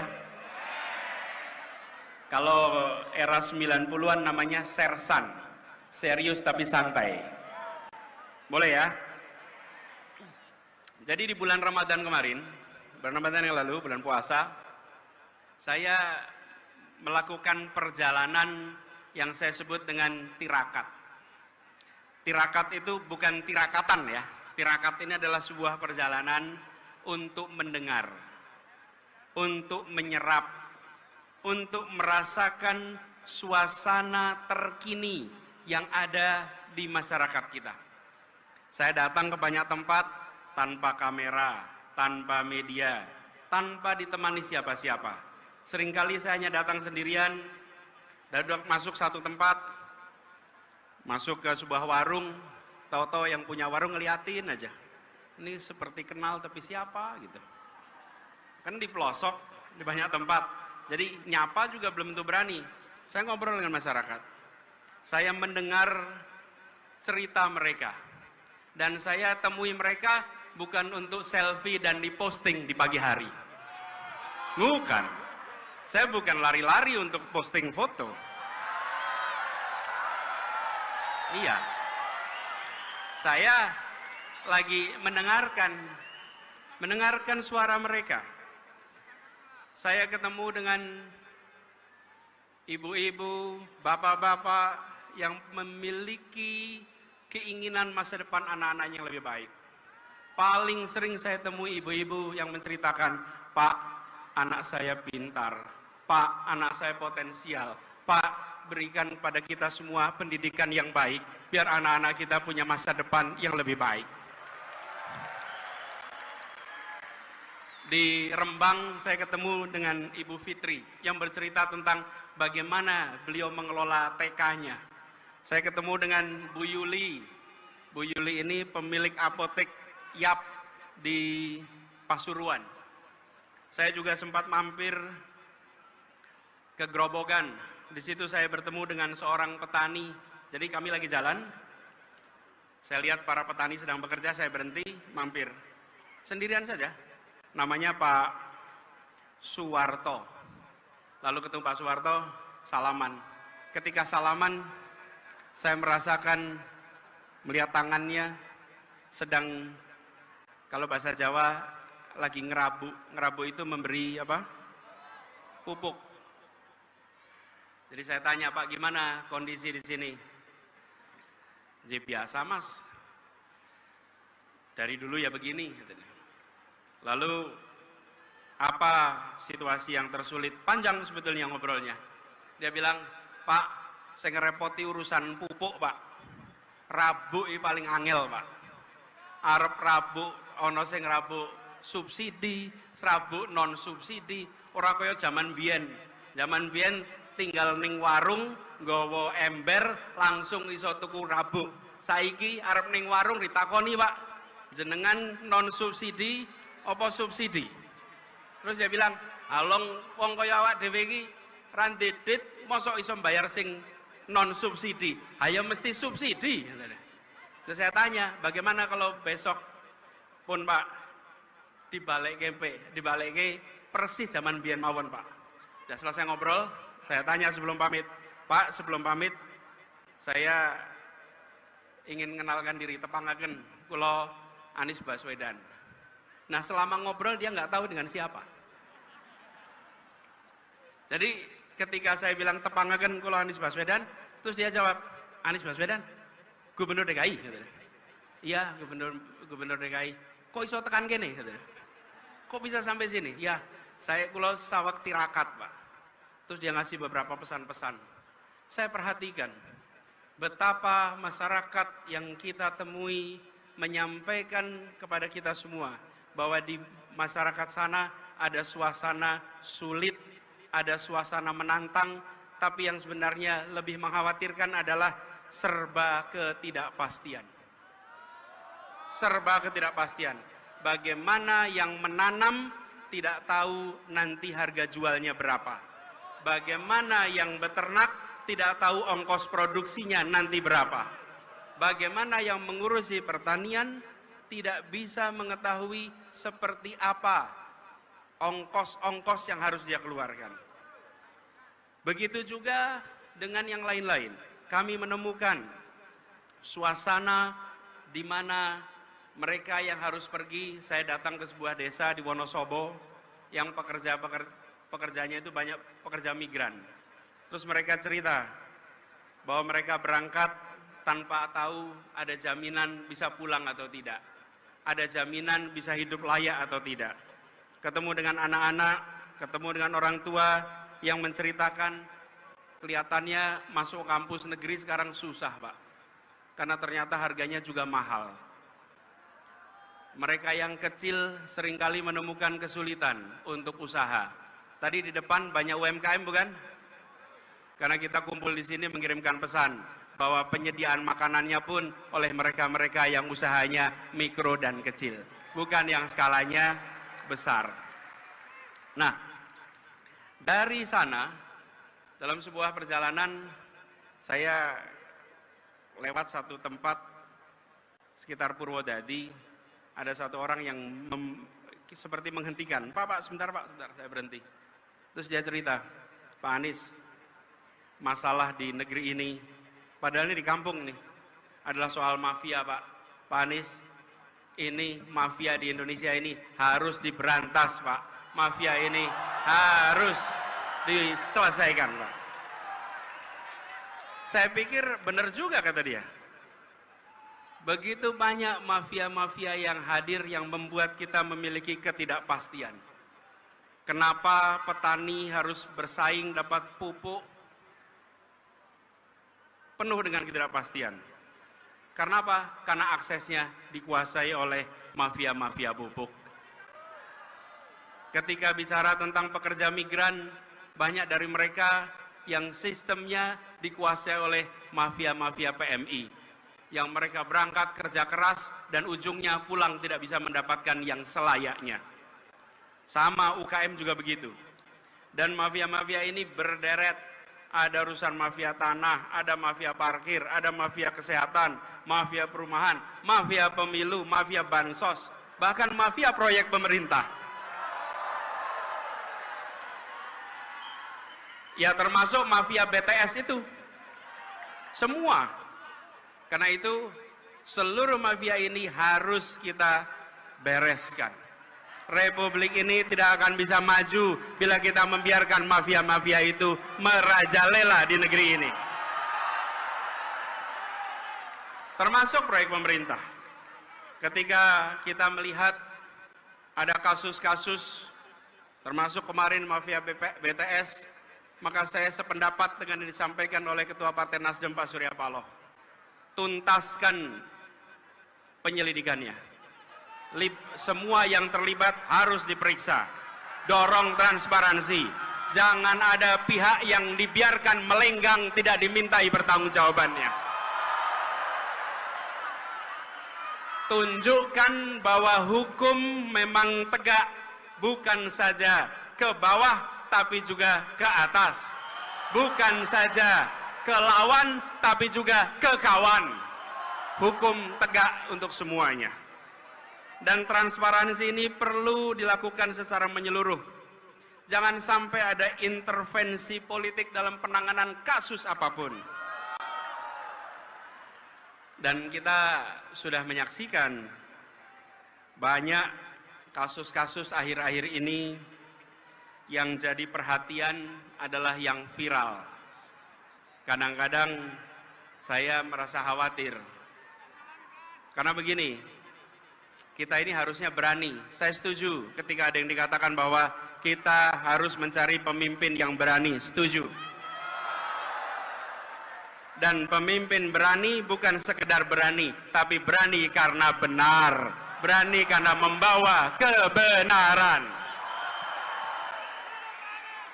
Karena pasangannya kata berani itu benar.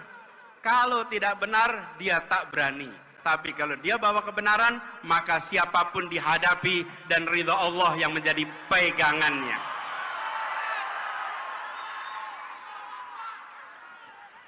Jadi, kita menyaksikan ketika peristiwa-peristiwa mafia ini terkuak. Ada polisi jenderal bintang 2 membunuh anak buahnya. Terbuka, ada yang menyelundupkan narkoba. Ada petugas pejabat pajak yang kekayaannya fantastis. Itu sudah merepotkan, membuat seperti Pak Kapolri harus kerja ekstra untuk mengembalikan kepercayaan publik, harus kerja ekstra untuk merawat polisi-polisi baik yang berintegritas yang ada di dalam tubuh kepolisian. Seperti juga di Kementerian Keuangan, Ibu Menteri keliling sana sini untuk menjaga barisan orang-orang baiknya. Saya pernah di pemerintahan, saya menyadari betul, ya benar ada orang-orang bermasalah, tapi banyak lagi orang-orang yang bisa menegakkan amanah, orang-orang yang berintegritas. Mereka-mereka itulah yang harus dibangkitkan untuk bersama-sama menjaga Republik ini. Nah, ketika kita menyaksikan peristiwa-peristiwa seperti itu, kita geram. Ini harus kita hadapi. Apalagi sekarang, kita kumpul hari ini, tepat 25 tahun reformasi di Indonesia. Tepuk tangan untuk para pejuang reformasi kita.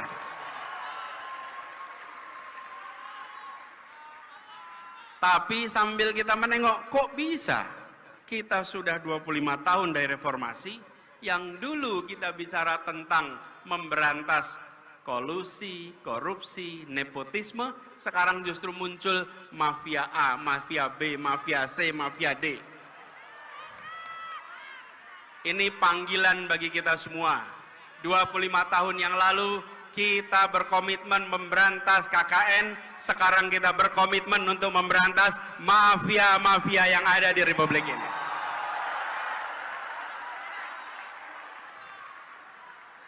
Proses terjadinya itu pelan-pelan. Proses penyimpangan itu pelan-pelan. Bila pemimpin-pemimpin di Republik ini tidak sensitif pada persoalan ini, maka persoalan ini akan secara bertahap merusak Indonesia. Teman-teman sekalian, saya beri ilustrasi ini. Katak nih. Bila katak itu dimasukkan ke dalam sebuah, bukan tempurung, ke panci yang airnya dingin, taruh di panci airnya dingin, kemudian pancinya taruh di kompor, nyalakan kompornya pelan-pelan. Oke? Air di situ asalnya dingin, lama-lama menjadi panas, lama-lama mendidih, dan katak itu akan mati dalam mendidihnya air. Oke? Itu jalannya pelan-pelan. Tapi kalau katak dilemparkan ke panci yang airnya mendidih, dia langsung lompat. Dia langsung lompat. Tapi kalau dipanaskan pelan-pelan, dia mati mendidih. Bila kita tidak menyadari bahwa pertumbuhan mafia itu terus-menerus, maka bangsa kita akan habis karena mafia. Saatnya kita menyadari bahwa ini adalah problematika yang harus kita hadapi sama-sama. Setuju?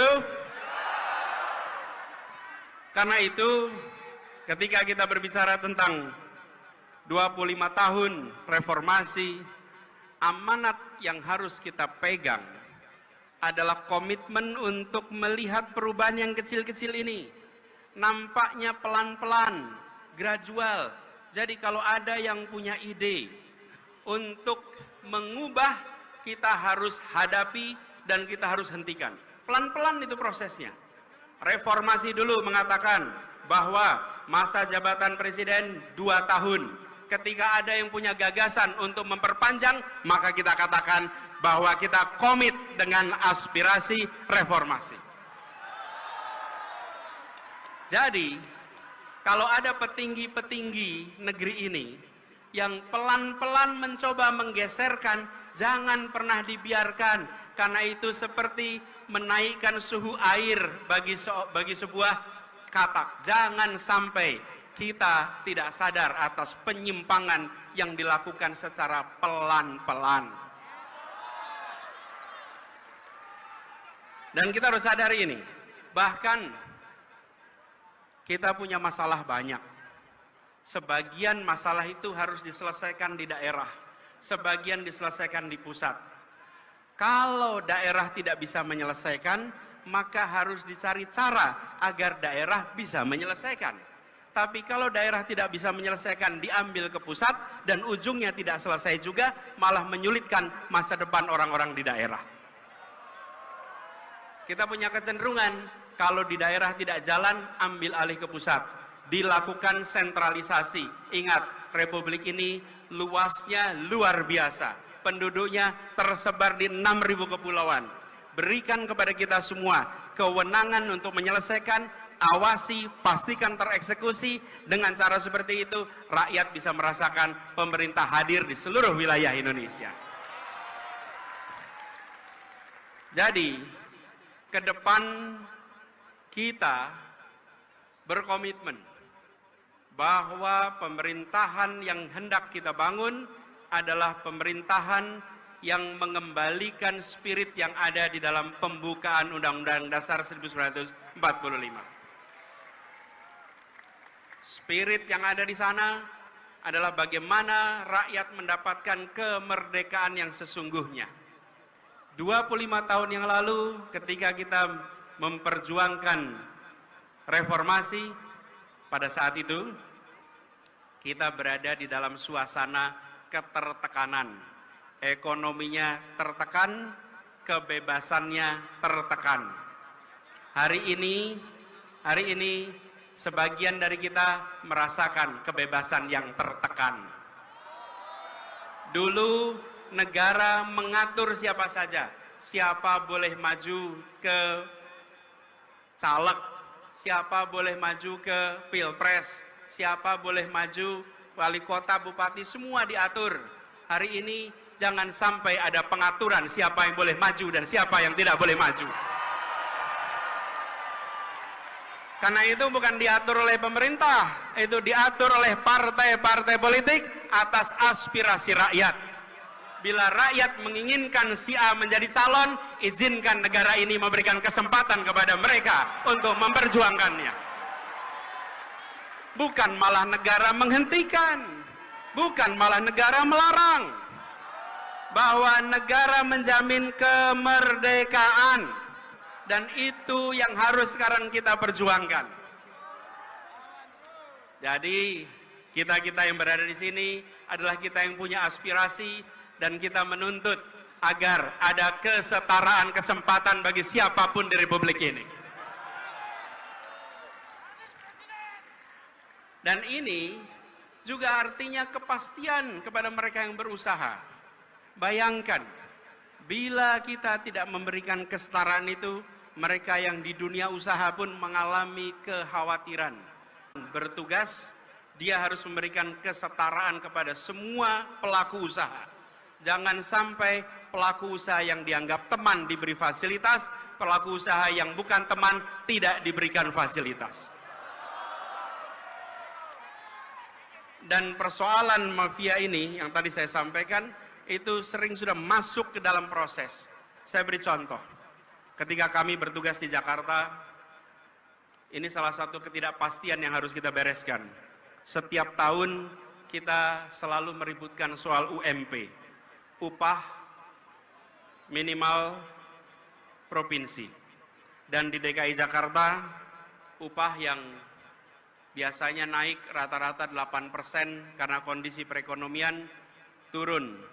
Tapi di tahun 2021 kemarin untuk upah tahun 2022 mendadak peraturannya diubah. Peraturan yang biasanya kalau kita terapkan memberikan kenaikan UMP yang masuk akal, kemarin UMP-nya angkanya itu amat rendah. Kalau tidak salah sekitar Rp37.000 kenaikannya. Pada waktu itu saya katakan, tidak mungkin di Jakarta naik upah nilainya 37.000. 37 itu bukan angka yang layak untuk pekerja di Jakarta. Karena itu kemudian saya sampaikan kepada pemerintah waktu itu Kementerian Tenaga Kerja. Saya sampaikan bahwa yang layak di Jakarta kenaikan itu menggunakan formula yang lama. Jangan formulanya digonta-ganti. Dan inilah yang disebut sebagai mafia tentang pengupahan yang ada di Indonesia. Tidak boleh kita biarkan. Kami memilih untuk mengambil sikap yang berbeda. Dan ketika memilih sikap berbeda, tentu kita menyadari bagaimana landasan hukumnya. Tapi yang menarik, pengusaha protes waktu itu. Saya undang pengusahanya ke Balai Kota. 50 pembayar pajak terbesar saya undang. Ketika saya undang, saya sampaikan, Bapak Ibu sekalian yang sekarang sudah menjadi 50 pembayar pajak terbesar. Bapak Ibu lihat, kita semua ini sekarang berkumpul di Balai Kota. Jaraknya hanya 1 kilometer dari Gedung Pancasila, tempat konstitusi kita disusun. Tempat persiapan kemerdekaan kita disiapkan. Pada waktu itu mereka yang berkumpul adalah orang-orang yang makmur, orang-orang yang terdidik, tapi mereka memilih mendirikan sebuah negeri yang prinsipnya menghadirkan keadilan sosial bagi seluruh rakyat Indonesia. Sekarang di sini, yang kumpul di sini, Bapak Ibu, saya ingin tanya, 40 tahun yang lalu Bapak Ibu di mana? 50 tahun yang lalu Bapak Ibu di mana? Kita semua 40 tahun yang lalu, 50 tahun yang lalu bukan siapa-siapa. Republik ini sudah memberikan kesempatan Bapak Ibu sekalian menjadi 50 pembayar pajak terbesar karena Republik ini memberikan kesempatan kepada Bapak Ibu sekalian. Sekarang berikan kesempatan pada para pekerja untuk mereka bisa mendapatkan kesetaraan masa depan. Sebagaimana Bapak Ibu sekalian mendapatkannya. Ini soal kita bergiliran masing-masing memberikan kesempatan. Dan ketika kita mengirimkan pesan kesetaraan itu yang menarik. Para pengusaha itu setelah ngobrol, pulang dan mereka bilang, Pak Gub, kami setuju dengan prinsip yang Bapak pegang. Kita sama-sama bergerak untuk Indonesia. Bapak Ibu sekalian, ketika kita bicara tentang nilai-nilai, maka semua akan terpanggil. Itulah sebabnya hari ini kita berjuang, karena kita membawa nilai-nilai dan kita ingin memanggil semuanya untuk berjuang bersama kita. Nilainya nilai keadilan, nilainya nilai kesetaraan. Dan itulah yang kemudian membuat kita semua yakin, bila ini kita kerjakan, insya Allah Indonesia akan lebih baik. Indonesia akan lebih makmur. Karena itu buat para relawan semua yang sudah berkumpul di sini, siap kita bergerak bersama ke depan? Siap untuk mengajak semuanya? Siap untuk menjangkau semua? Siap untuk menunjukkan bahwa ini negeri merdeka? Jangan, ini permintaan saya, jangan pernah takut untuk menunjukkan pilihan kita. Setuju? Bila kita menawarkan prinsip keadilan, prinsip kesetaraan, pasang besar-besar pesan itu dimanapun Anda berada. Jangan gentar pada mereka yang kegiatannya merobek poster. Jangan gentar. Jangan gentar dengan mereka yang suka merobek baliho. Jangan gentar. Bila ada baliho dirobek, bila ada poster dirobek, jangan cuma difoto. Berikan laporan ke kepolisian, nanti kita tunjukkan siapa yang menghargai pendapat dan aspirasi di Republik ini. Dan kita tidak perlu memberikan spanduk-spanduk penolakan.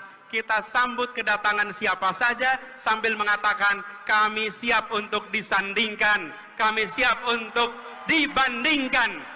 Dan kami yakin bahwa gagasan kita, karya kita, rekam jejak kita, program kita, bila disandingkan, maka kita akan bisa mengajak rakyat Indonesia untuk Indonesia yang lebih baik ke depan. Jadi, teman-teman semua, para relawan yang saya cintai, ini bukan sekedar sebuah perjuangan elektoral.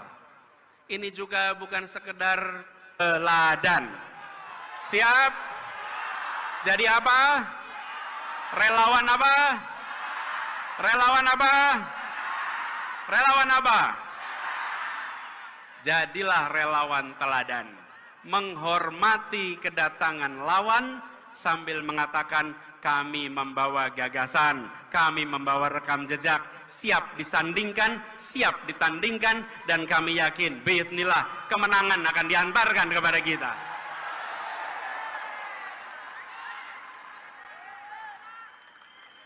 Karena itu buat semuanya para pejuang yang berkumpul di sini, kalau mengalami cobaan, mengalami tantangan, semakin besar tantangan, maka orang-orang tangguh akan bisa melewatinya.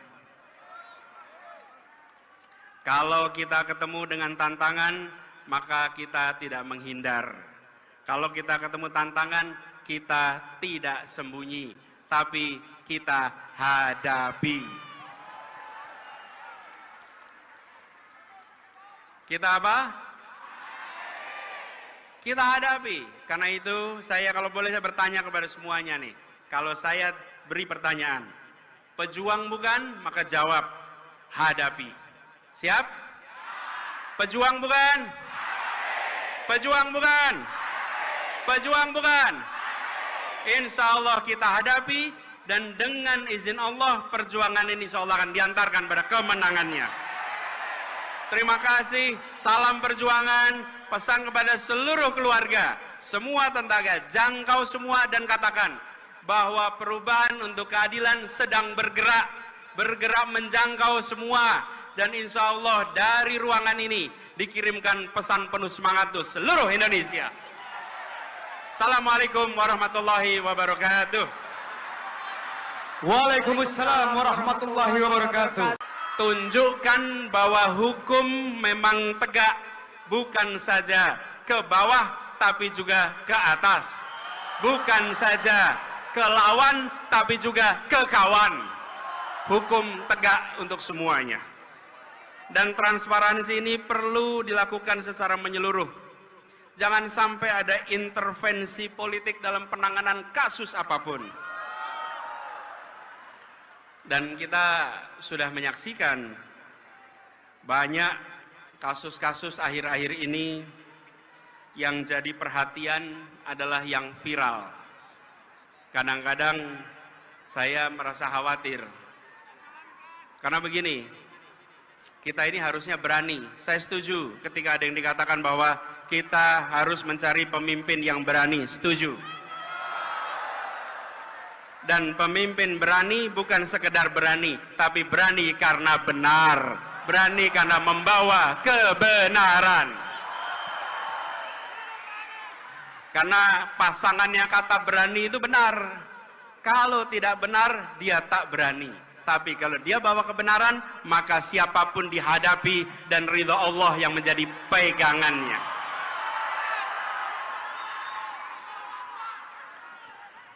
Jadi, kita menyaksikan ketika peristiwa-peristiwa mafia ini terkuak. Ada polisi jenderal bintang 2 membunuh anak buahnya. Terbuka, ada yang menyelundupkan narkoba. Ada petugas pejabat pajak yang kekayaannya fantastis. Itu sudah merepotkan, membuat seperti Pak Kapolri harus kerja ekstra untuk mengembalikan kepercayaan publik, harus kerja ekstra untuk merawat polisi-polisi baik yang berintegritas yang ada di dalam tubuh kepolisian. Seperti juga di Kementerian Keuangan, Ibu Menteri keliling sana-sini untuk menjaga barisan orang-orang baiknya. Saya pernah di pemerintahan, saya menyadari betul, ya benar ada orang-orang bermasalah, tapi banyak lagi orang-orang yang bisa menegakkan amanah, orang-orang yang berintegritas. Mereka-mereka itulah yang harus dibangkitkan untuk bersama-sama menjaga Republik ini. Nah, ketika kita menyaksikan peristiwa-peristiwa seperti itu, kita geram. Ini harus kita hadapi. Apalagi sekarang, kita kumpul hari ini, tepat 25 tahun reformasi di Indonesia. Tepuk tangan untuk para pejuang reformasi kita.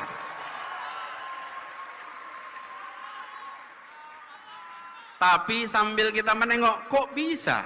Kita sudah 25 tahun dari reformasi, yang dulu kita bicara tentang memberantas kolusi, korupsi, nepotisme, sekarang justru muncul mafia A, mafia B, mafia C, mafia D.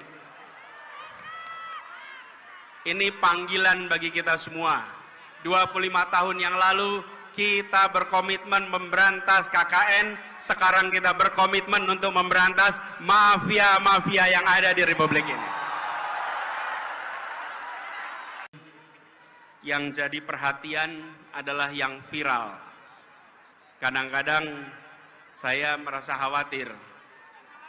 Karena begini, kita ini harusnya berani. Saya setuju ketika ada yang dikatakan bahwa kita harus mencari pemimpin yang berani, setuju.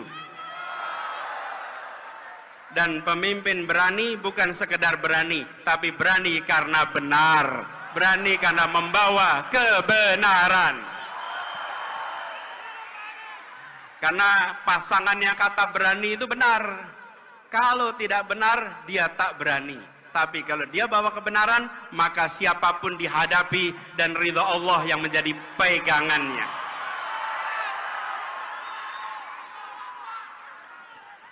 Jadi, kita menyaksikan ketika peristiwa-peristiwa mafia ini terkuak.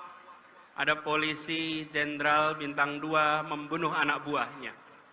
Terbuka, ada yang menyelundupkan narkoba. Ada petugas pejabat pajak yang kekayaannya fantastis. Itu sudah merepotkan, membuat seperti Pak Kapolri harus kerja ekstra untuk mengembalikan kepercayaan publik, harus kerja ekstra untuk merawat polisi-polisi baik yang berintegritas yang ada di dalam tubuh kepolisian. Seperti juga di Kementerian Keuangan, Ibu Menteri keliling sana-sini untuk menjaga barisan orang-orang baiknya. Saya pernah di pemerintahan, saya menyadari betul, ya benar ada orang-orang bermasalah, tapi banyak lagi orang-orang yang bisa menegakkan amanah, orang-orang yang berintegritas. Mereka-mereka itulah yang harus dibangkitkan untuk bersama-sama menjaga Republik ini. Nah, ketika kita menyaksikan peristiwa-peristiwa seperti itu, kita geram. Ini harus kita hadapi. Apalagi sekarang, kita kumpul hari ini, tepat 25 tahun reformasi di Indonesia. Tepuk tangan untuk para pejuang reformasi kita.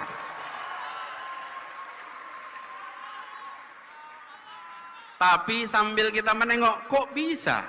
Kita sudah 25 tahun dari reformasi, yang dulu kita bicara tentang memberantas kolusi, korupsi, nepotisme, sekarang justru muncul mafia A, mafia B, mafia C, mafia D. Ini panggilan bagi kita semua. 25 tahun yang lalu kita berkomitmen memberantas KKN, sekarang kita berkomitmen untuk memberantas mafia-mafia yang ada di Republik ini. Ketika kita berbicara tentang 25 tahun reformasi, amanat yang harus kita pegang adalah komitmen untuk melihat perubahan yang kecil-kecil ini. Nampaknya pelan-pelan, gradual. Jadi kalau ada yang punya ide untuk mengubah, kita harus hadapi dan kita harus hentikan. Pelan-pelan itu prosesnya. Reformasi dulu mengatakan bahwa masa jabatan presiden 2 tahun. Ketika ada yang punya gagasan untuk memperpanjang, maka kita katakan bahwa kita komit dengan aspirasi reformasi. Jadi, kalau ada petinggi-petinggi negeri ini yang pelan-pelan mencoba menggeserkan, jangan pernah dibiarkan, karena itu seperti menaikkan suhu air bagi sebuah katak. Jangan sampai kita tidak sadar atas penyimpangan yang dilakukan secara pelan-pelan. Dan kita harus sadar ini, bahkan kita punya masalah banyak. Sebagian masalah itu harus diselesaikan di daerah, sebagian diselesaikan di pusat. Kalau daerah tidak bisa menyelesaikan, maka harus dicari cara agar daerah bisa menyelesaikan. Tapi kalau daerah tidak bisa menyelesaikan, diambil ke pusat dan ujungnya tidak selesai juga, malah menyulitkan masa depan orang-orang di daerah. Kita punya kecenderungan, kalau di daerah tidak jalan, ambil alih ke pusat. Dilakukan sentralisasi. Ingat, Republik ini luasnya luar biasa. Penduduknya tersebar di 6.000 kepulauan. Berikan kepada kita semua kewenangan untuk menyelesaikan, awasi, pastikan tereksekusi. Dengan cara seperti itu, rakyat bisa merasakan pemerintah hadir di seluruh wilayah Indonesia.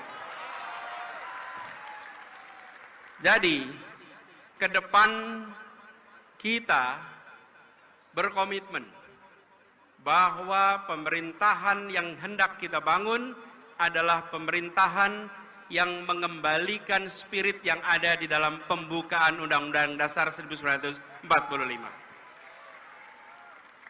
Spirit yang ada di sana adalah bagaimana rakyat mendapatkan kemerdekaan yang sesungguhnya.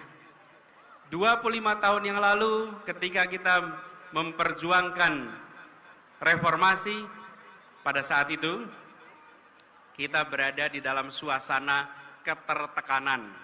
Ekonominya tertekan, kebebasannya tertekan. Ketika kita berbicara tentang 25 tahun reformasi, amanat yang harus kita pegang adalah komitmen untuk melihat perubahan yang kecil-kecil ini. Nampaknya pelan-pelan, gradual. Jadi kalau ada yang punya ide untuk mengubah, kita harus hadapi dan kita harus hentikan. Pelan-pelan itu prosesnya. Reformasi dulu mengatakan bahwa masa jabatan presiden 2 tahun. Ketika ada yang punya gagasan untuk memperpanjang, maka kita katakan bahwa kita komit dengan aspirasi reformasi. Jadi, kalau ada petinggi-petinggi negeri ini yang pelan-pelan mencoba menggeserkan, jangan pernah dibiarkan, karena itu seperti menaikkan suhu air bagi sebuah katak. Jangan sampai kita tidak sadar atas penyimpangan yang dilakukan secara pelan-pelan. Dan kita harus sadari ini, bahkan kita punya masalah banyak. Sebagian masalah itu harus diselesaikan di daerah, sebagian diselesaikan di pusat. Kalau daerah tidak bisa menyelesaikan, maka harus dicari cara agar daerah bisa menyelesaikan. Tapi kalau daerah tidak bisa menyelesaikan, diambil ke pusat dan ujungnya tidak selesai juga, malah menyulitkan masa depan orang-orang di daerah. Kita punya kecenderungan, kalau di daerah tidak jalan, ambil alih ke pusat. Dilakukan sentralisasi. Ingat, Republik ini luasnya luar biasa. Penduduknya tersebar di 6.000 kepulauan. Berikan kepada kita semua kewenangan untuk menyelesaikan, awasi, pastikan tereksekusi. Dengan cara seperti itu, rakyat bisa merasakan pemerintah hadir di seluruh wilayah Indonesia. Jadi, ke depan kita berkomitmen bahwa pemerintahan yang hendak kita bangun adalah pemerintahan yang mengembalikan spirit yang ada di dalam pembukaan Undang-Undang Dasar 1945. Spirit yang ada di sana adalah bagaimana rakyat mendapatkan kemerdekaan yang sesungguhnya. 25 tahun yang lalu ketika kita memperjuangkan reformasi, pada saat itu kita berada di dalam suasana ketertekanan. Ekonominya tertekan, kebebasannya tertekan. Hari ini sebagian dari kita merasakan kebebasan yang tertekan. Dulu negara mengatur siapa saja, siapa boleh maju ke caleg, siapa boleh maju ke pilpres, siapa boleh maju wali kota, bupati, semua diatur. Hari ini jangan sampai ada pengaturan siapa yang boleh maju dan siapa yang tidak boleh maju. Karena itu bukan diatur oleh pemerintah, itu diatur oleh partai-partai politik atas aspirasi rakyat. Bila rakyat menginginkan si A menjadi calon, izinkan negara ini memberikan kesempatan kepada mereka untuk memperjuangkannya. Bukan malah negara menghentikan, bukan malah negara melarang. Bahwa negara menjamin kemerdekaan, dan itu yang harus sekarang kita perjuangkan. Jadi kita yang berada di sini adalah kita yang punya aspirasi, dan kita menuntut agar ada kesetaraan kesempatan bagi siapapun di Republik ini. Para pengusaha itu setelah ngobrol pulang dan mereka bilang, Pak Gub, kami setuju dengan prinsip yang Bapak pegang. Kita sama-sama bergerak untuk Indonesia. Bapak Ibu sekalian, ketika kita bicara tentang nilai-nilai, maka semua akan terpanggil. Itulah sebabnya hari ini kita berjuang, karena kita membawa nilai-nilai dan kita ingin memanggil semuanya untuk berjuang bersama kita. Nilainya nilai keadilan, nilainya nilai kesetaraan.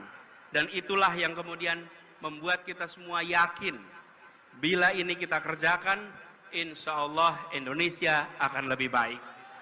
Indonesia akan lebih makmur. Karena itu buat para relawan semua yang sudah berkumpul di sini, siap kita bergerak bersama ke depan? Siap untuk mengajak semuanya? Siap untuk menjangkau semua? Siap untuk menunjukkan bahwa ini negeri merdeka? Jangan, ini permintaan saya, jangan pernah takut untuk menunjukkan pilihan kita. Setuju? Bila kita menawarkan prinsip keadilan, prinsip kesetaraan, pasang besar-besar pesan itu dimanapun Anda berada.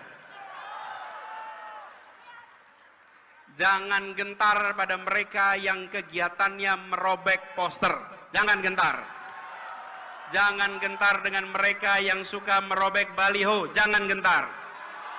Bila ada baliho dirobek, bila ada poster dirobek, jangan cuma difoto. Berikan laporan ke kepolisian, nanti kita tunjukkan siapa yang menghargai pendapat dan aspirasi di Republik ini. Dan kita tidak perlu memberikan spanduk-spanduk penolakan. Kita sambut kedatangan siapa saja sambil mengatakan kami siap untuk disandingkan, kami siap untuk dibandingkan. Dan kami yakin bahwa gagasan kita, karya kita, rekam jejak kita, program kita, bila disandingkan, maka kita akan bisa mengajak seluruh rakyat Indonesia untuk Indonesia yang lebih baik ke depan. Jadi, teman-teman semua, para relawan yang saya cintai, ini bukan sekedar sebuah perjuangan elektoral. Ini juga bukan sekedar pertontonan. Ini bukan panggung hiburan, di mana datang ke depan panggung untuk menghibur, bukan. ini adalah panggung untuk menentukan arah perjalanan bangsa ke depan. Karena itu kerjakan dengan keseriusan, kerjakan dengan sepenuh hati, dan ini adalah perjuangan yang membawa nilai, membawa prinsip. Karena itu jadilah relawan teladan. Siap? Jadi apa? Relawan apa? Relawan apa? Relawan apa? Jadilah relawan teladan, menghormati kedatangan lawan sambil mengatakan kami membawa gagasan, kami membawa rekam jejak, siap disandingkan, siap ditandingkan, dan kami yakin biidznillah kemenangan akan diantarkan kepada kita. Cerita boleh ya? Kalau era 90-an namanya sersan, serius tapi santai.